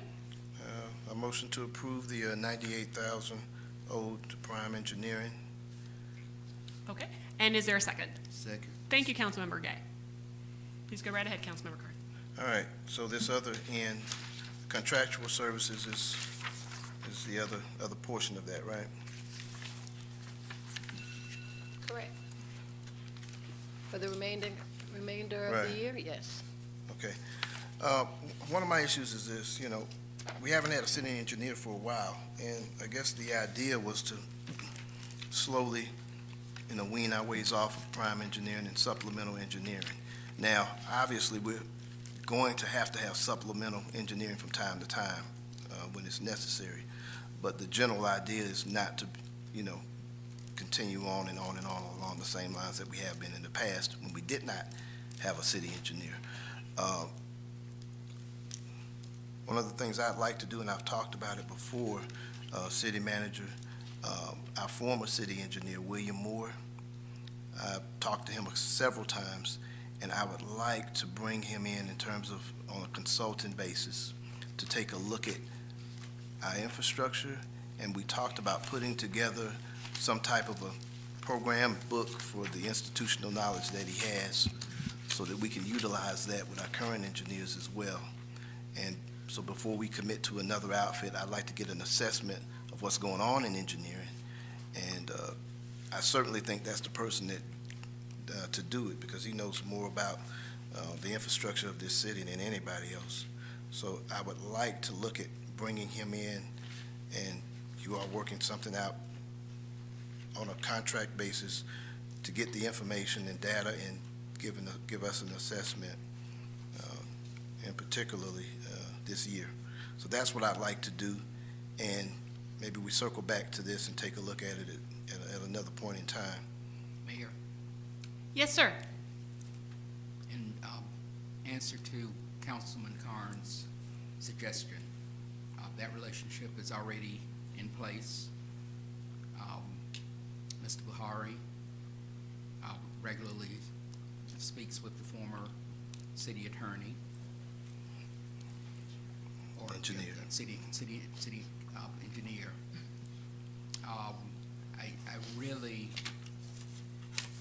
I really hate that Dean isn't here to represent this issue. One thing that I will say about Mr. Buhari is he doesn't like spending city funds unnecessarily. He treats them as if they're his own funds. And him coming when he did and not having any legacy of internal staff, I'm amazed at him being able to stay afloat. And he has held up on these invoices until he understood them. And so this company is well behind in payments, but they have been understanding. I think the city council's determination to bring back engineering in-house is a most important step. But to use an old saying, modified, Rome wasn't rebuilt overnight. And so when he presents to you a level of dependence, because he's a one-person operation at this point, he's giving you a fair recommendation. So to hold up this item as we have projects and engineering services that are needed. And Mr. Buhari could tell the story far more than I'm able to. This is an old request, several months, because the council hasn't met. To continue to hold up the business of the city after receiving expert recommendations from your staff on unusual circumstances, I can only tell you strongly, another concern. Understood. I hear you. I read you loud and clear. First of all, we've taken care of the old payments. That's taken care of. And in terms of spending excess money, I guess I'm like Dean. Neither do I. I'm not that interested in it. That's why before I jump into another solid contract with Prime, I'd like to hear from our former city engineer and get an assessment of things as well. Now, if we can look at going month to month with Prime, I'd be okay with that. Is Prime here? I don't think so. Okay. This is a $224,000 request. I said when I got back here that anything north of those type of figures, I expect the people to be here if I'm going to approve any of it. And I've made that clear as a bell. So if they don't have the time or to come here to see about their contract, I'm not gonna have the time for it either. I have discussion. Yes, sir. So, city manager, I appreciate what you just said. I want to just also add to the discussion that Prime Engineer has been a contractor for the city for approximately 29, 30 years. And, you know, we still a 15-mile city with the same streets, the same infrastructure. And I do appreciate that as a continuous process to have engineering services. But at the same time, you know, we have a new engineer that brings a certain skill set and acumen. And to Councilman's point, we can understand more about what our real needs are. He's getting his $100,000 debt paid tonight. So I just want to add that to the conversation. And you know, for years, we were pretty much a one-man show, more or less. Now, we did have additional engineering services with William Moore, and I'm not trying to eliminate additional engineering services. But again, I'm not going to commit fully until I get an assessment, until I'm comfortable with what's going on and how we're looking in terms of engineering capacity, because he asked for a boatload of additional services, staff, personnel, equipment, software, and systems. So again, Prime, I'm sure, will go month to month, but I don't want us to commit to a long-term contract right now until I get a handle, until I feel comfortable about what we're doing and how we're looking in terms of engineering and what we got ahead of us. So, Can I provide an updated number based on the requisitions that is currently in the system? The purchasing coordinator just informed me there is a requisition in the system waiting for approval for $118,786.01, and that's includes past due payments. okay, wait a minute. So you just got a news flash that all of a sudden this more than doubled in the last couple of minutes? Or? No, it was $98,000. There's an additional $10,000 invoice, I guess, that was submitted, so it increased to $118,786.01. I'm sorry. Okay, gotcha. A $20,000 increase, yeah. I got you. I misunderstood you. I thought it increased by an additional 118. No. Okay, all right. Okay, well, my feeling's still the same. Again, Prime should be here. This is a major consideration, and I want to hear from the vendor. But again, I think Prime will go month to month, if I'm not mistaken, but we're under contract with them right now, right? Not necessarily. Well, yes We and are. no. We Yeah, are. it's a complicated. We are, and when we need them, they come. Now, we owe them the funds. We're paying them the unpaid funds that we owe them. I think they'll continue with us as we need them. I'm sure they want to do a long-term contract. If I was Prime, I'd want to too. But I'm not Prime, and I want to make sure before we commit to that kind of money that we get a good assessment from someone that is familiar with our infrastructure. No disparaging on Dean at all. He's competent and a qualified engineer, but he needs a whole lot of infrastructure, staff, and equipment that we didn't need before. And I know we have major developments going on, I understand that. But William Moore was here when we had 20,000 people as opposed to 13,009 right now. We had more water, sewer, we had more wear and tear, and I just like to take a look at things before we pull the trigger and commit, notwithstanding the fact that Prime's not here anyhow. Technically, they're in the contract until December 2024. It's an unexecuted contract, but back in 2019, the council did authorize the use of 3 engineering firms under a task order type schedule, but technically they are under contract, but it's an unexecuted contract. We can't locate the contract. Okay, and the same as any of our unexecuted contracts. That means they've been going month to month.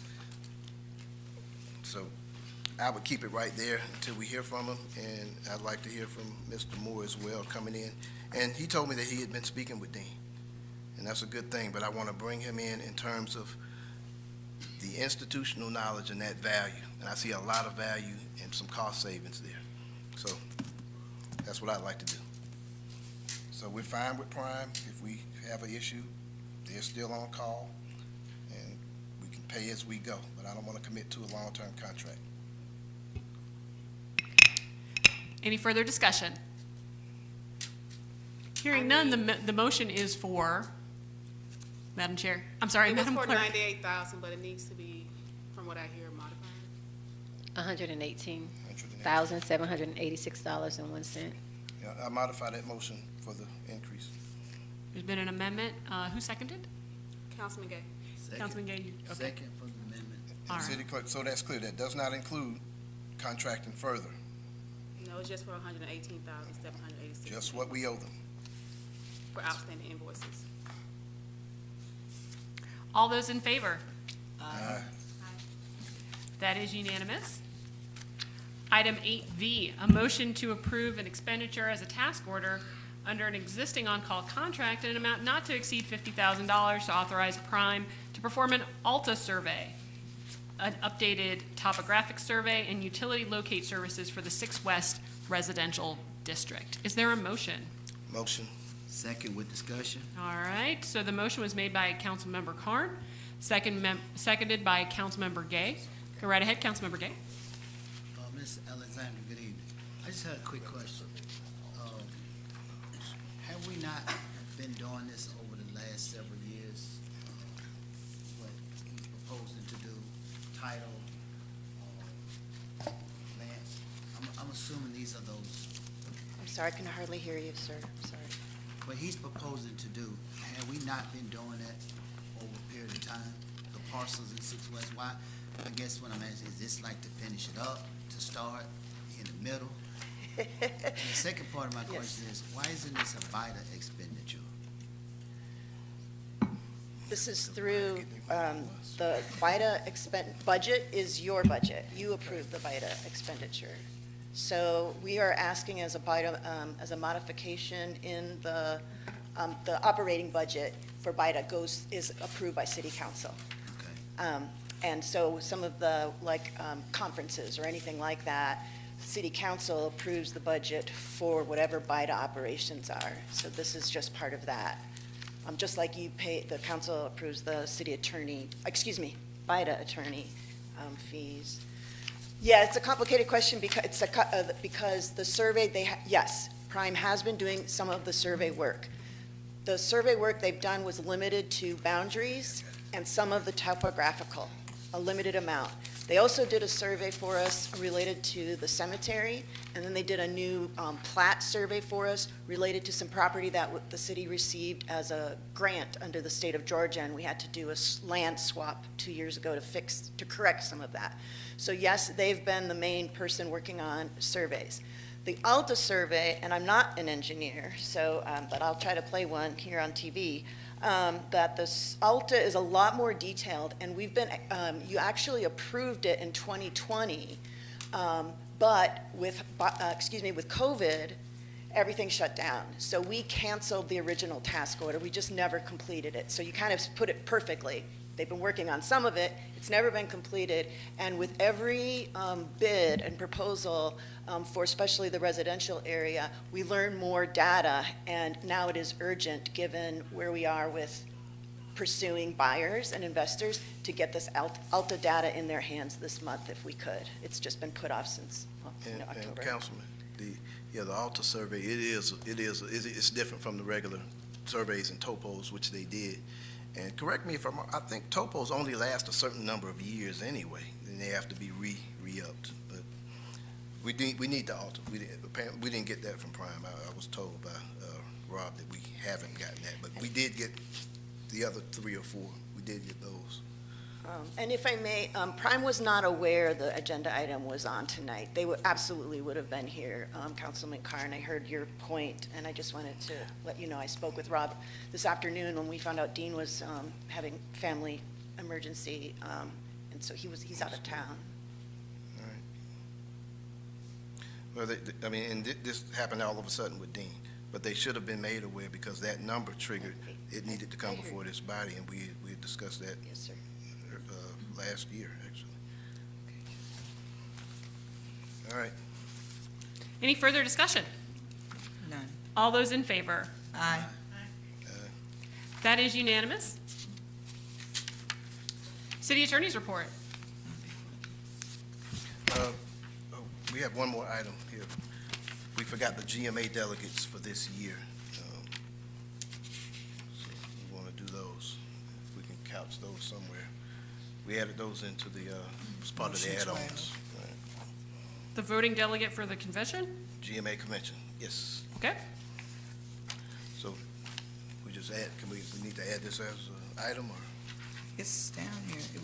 Oh, it's, did well, the it's motion in, 12, it's but in, we just it's didn't in there, it's select in the that. delegates. Okay. So do we just select the delegates since it was in the add-on items? Yes. All right. Okay, where's my delegate sheet? What do we say? I have a motion to nominate Councilmember Corn and Councilmember McKenzie for the GMA delegate. I second it.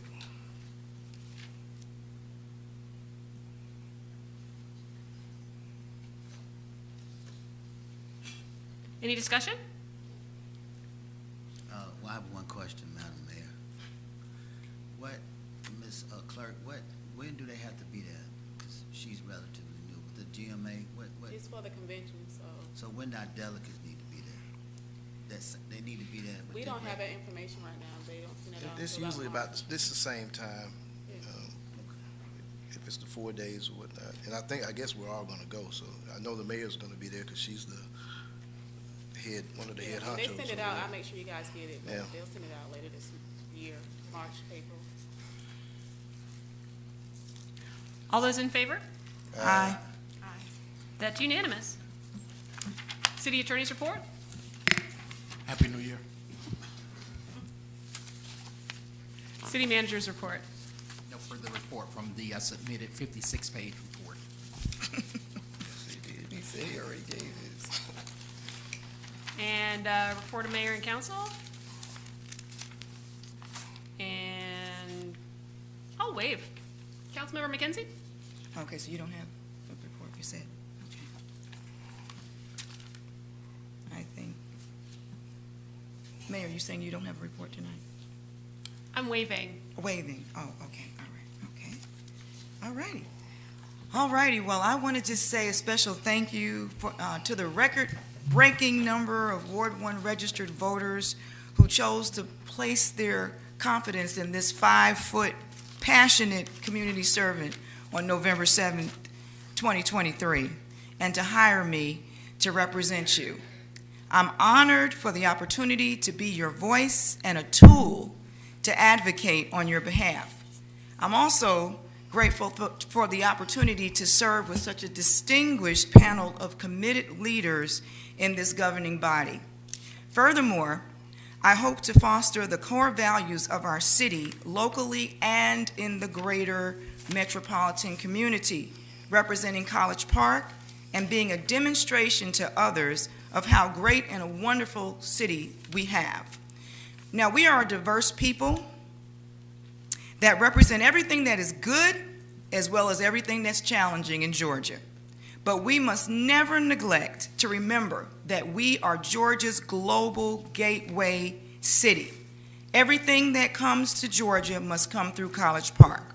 Therefore, we must remain mindful and vigilant to know who we are, to value what we are, to promote that which we are, and to protect what we choose to become and to remain. As a ward, my ward, we must determine to move forward in acceptance, in unity, and harmony. Let us focus on the things that strengthen us and that which makes us both wonderful and unique. I especially want to say a special thank you to my husband, Jeffrey, and my family for supporting me through this entire time. And to everyone that prayed or spoke positively, several of you are still here right now, into the atmosphere on my behalf. I see wonderful things on the horizon for our municipality, as I consider myself to be one who is addicted to hope. I'm saturated in possibility and the possibility that all things are possible and that no goal is too small or large to attain. As this is my second day in office, I have not yet created an email distribution to disseminate information to our constituents. I will be speaking to our former council person to see if we can coordinate that. However, our official Ward 1 website is up and running. The address is www.one, that's spelled O-N-E, Ward, and then the number 1.com. That's www.oneward1.com. And you can join the mailing list for our ward through that website. It also has pertinent information regarding my schedule, meeting information. In fact, today's council agenda was on there, and city events.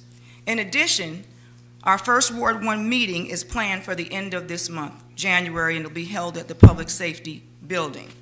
I also want to once again congratulate my board appointees who I consider to be my cabinet that will help me to govern, and that is Dr. Lethea Williams, Mr. Michael Lindsay, Mrs. Tina Hill, Ms. Ebony Austin, Ms. Sakina Abernathy, and Mrs. Karen Jeremy. These are all fine persons who I respect and I admire. They have extensive resumes. They're well qualified for these positions, and I look forward to the role that they will play in moving our city forward and creating a thriving College Park. Last, our Community Champion Initiative, which began during my campaign, will continue to be an avenue to both engage and connect our Ward 1 neighbors. I urge you to join us and to stay involved in the process of building, celebrating, and participating in our ward and our city, because everything I will do from this dais is for you. And to best represent you, I need your input. Thank you again for the opportunity to serve. I'm looking forward to an amazing 2024, and let's move forward, College Park.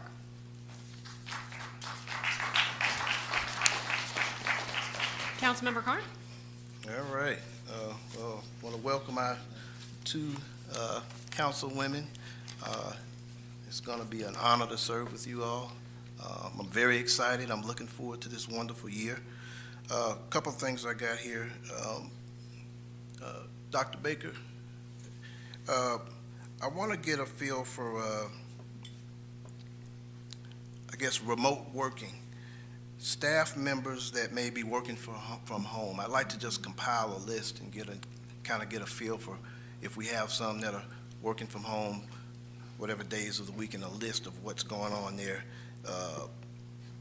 So I'd like to get that in terms of remote working. Okay, I can have that to you by the end of the week. I also like to include, I'd like to find out from the DMO employees as well. So you can reach out to Cookie for that, You mean the airport district? Yeah. Okay. Destination Marketing Organization. Okay. The airport, yes, airport district. I'll have that to you by the end of the week. Okay. And the other thing I'd like is just to get a breakout, and this is for the benefit of everyone, a breakout of exempt employees and non-exempt. Yeah, I'd like easy. to get that, including job title and current salary. Okay. Okay. All right. And that'll distinguish kind of management and non-management, I guess. More. To some degree, yes, sir. All right, that's fine. A couple other things on my laundry list here. So, City Manager, I would like to look at setting up a response and update system regarding public comments and public comments that involve city functions and operations of concern, of course. Obviously, you're going to get some comments that there's not a whole lot we can do about, but though you get my drift. I'd like to see something where public comments were made this week. 2 weeks from now, there's some kind of a follow-up from the proper department. This next thing I wanted to kind of talk about, I guess this part is not as cheery as Councilmember McKenzie's, but sometimes we have to have the uncomfortable conversations. And when that's necessary, I don't mind being the one to do it. At some point in time, an attitude of disdain towards these new city council women were created just basically out of thin air. Now, while our residents and neighbors support and appreciate the work we're putting into improving this city, there's a lot of negativity swimming around from a small segment of the very folks who are tasked to serve that same community. Now, don't get me wrong, because while the vast majority folks are hardworking and dedicated. There is a group of individuals that are dead set on working against their efforts to raise the standards out here. And that group is not led by the city manager. No, they are not. They are not led by the city council. They're led by, well, I guess individuals that do not set public policy and whose agenda seems to run in opposition to our goals and our aspirations for this city. City manager, I guess you know well that the truth of the matter is that sometimes this entire city council has been treated with contempt. I've seen it many, many times over and over again, and a lack of respect accompanied by obvious feelings of just intense dislike. Now, somebody might argue that's nonsense, but in actuality, it's unspoken, but it is totally obvious. And as the elephant in the room, it is plain enough to see, especially for us to see, especially given the ugly welcome these accomplished councilwomen have received so far.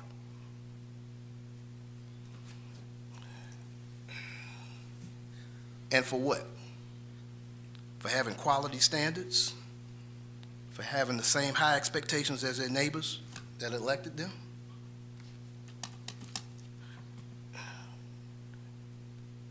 You know, so I'm not happy about that at all. Now, staff, for the most part, does a great job.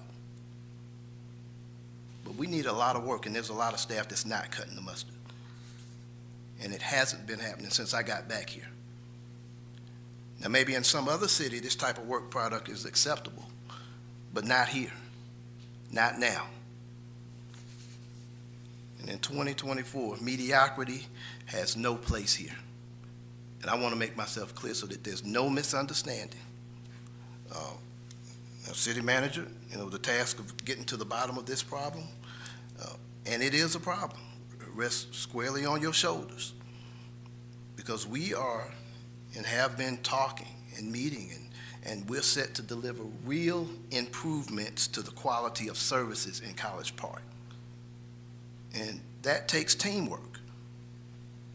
So we are all going to work together, and we are all going to support each other, because teamwork gets it done. So, you know, my apologies, but I had to put the skunk on the table, because, you know, if you allow this kind of destructive behavior and factors to continue to boil under the surface without a discussion, that's a recipe for bad outcomes overall. But here's the good news. We are headed towards better customer service. That is our new goal. We are insisting on better service for our residents. We're insisting on it. And for the benefit of those who do not believe how quickly we will turn things around, well, this is the beginning of that process. And lastly, you know, I'm ready for this year.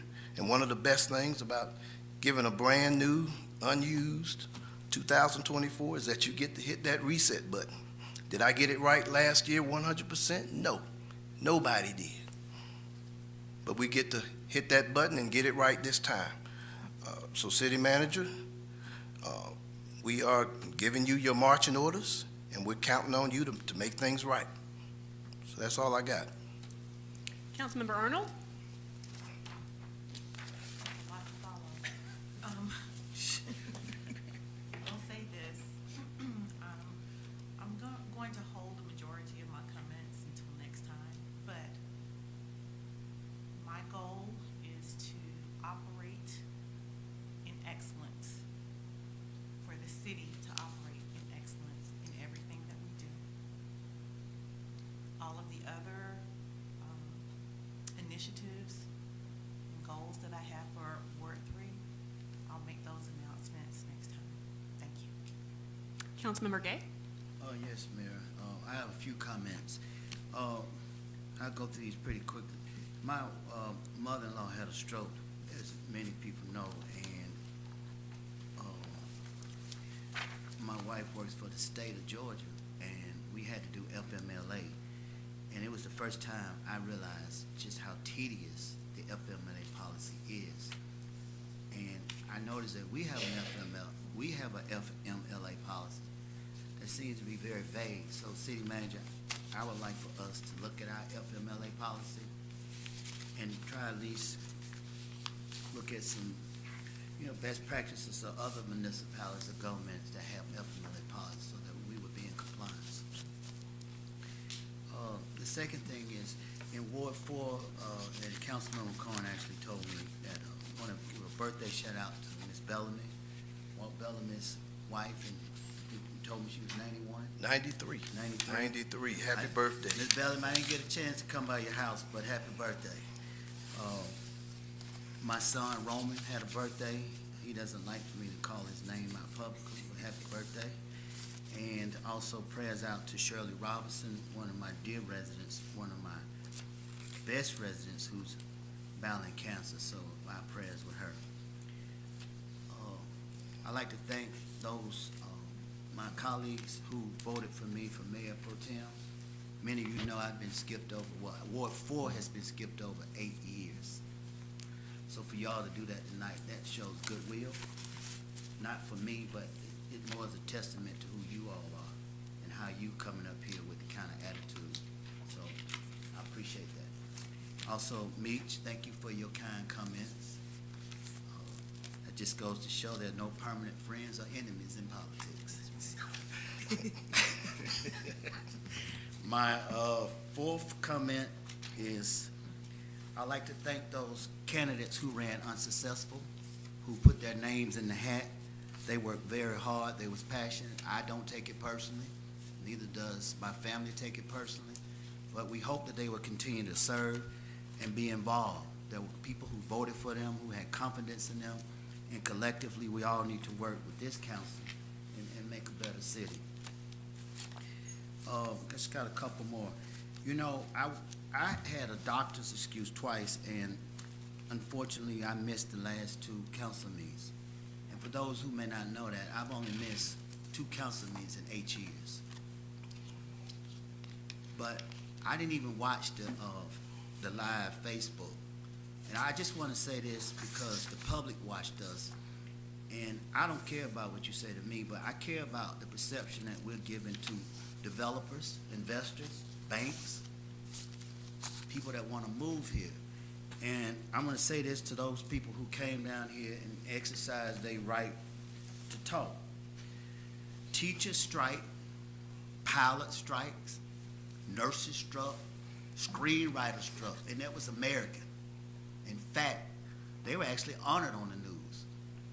But 2 men stayed out, 2 men, one with a doctor's excuse, we were called boys, tyrants, called the governor, investigate us.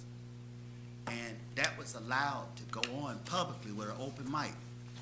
And if we're going to be the city that we say we are, and you have a right to say what you have to say, but I don't see CBS here tonight, I don't see Lose First here tonight, I don't see AJC calling me, my phone ain't blowing up, and you got 2 African-American women here tonight, and not no news.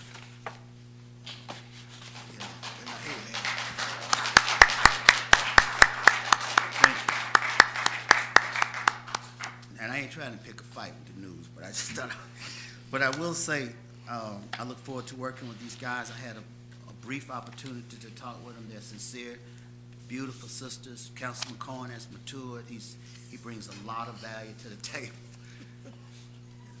So, thank you. That's all I have. There's actually 3 African-American women up here. So there's newly elected is what I meant. But is there a motion to approve executive session item number 1, which is the motion to dismiss a lawsuit against Wally Park? Motion. Thank you, Councilmember Carn. Is there a second? Second. Thank you, Councilmember Arnold. All those in favor? Aye. That is unanimous. Is there a motion to approve the executive session minutes? Motion. Thank you, Councilmember Carn. Is there a second? Second. Thank you, Councilmember McKenzie. All those in favor? Aye. That is approved unanimously as well. It is 10:35. We are adjourned. And we made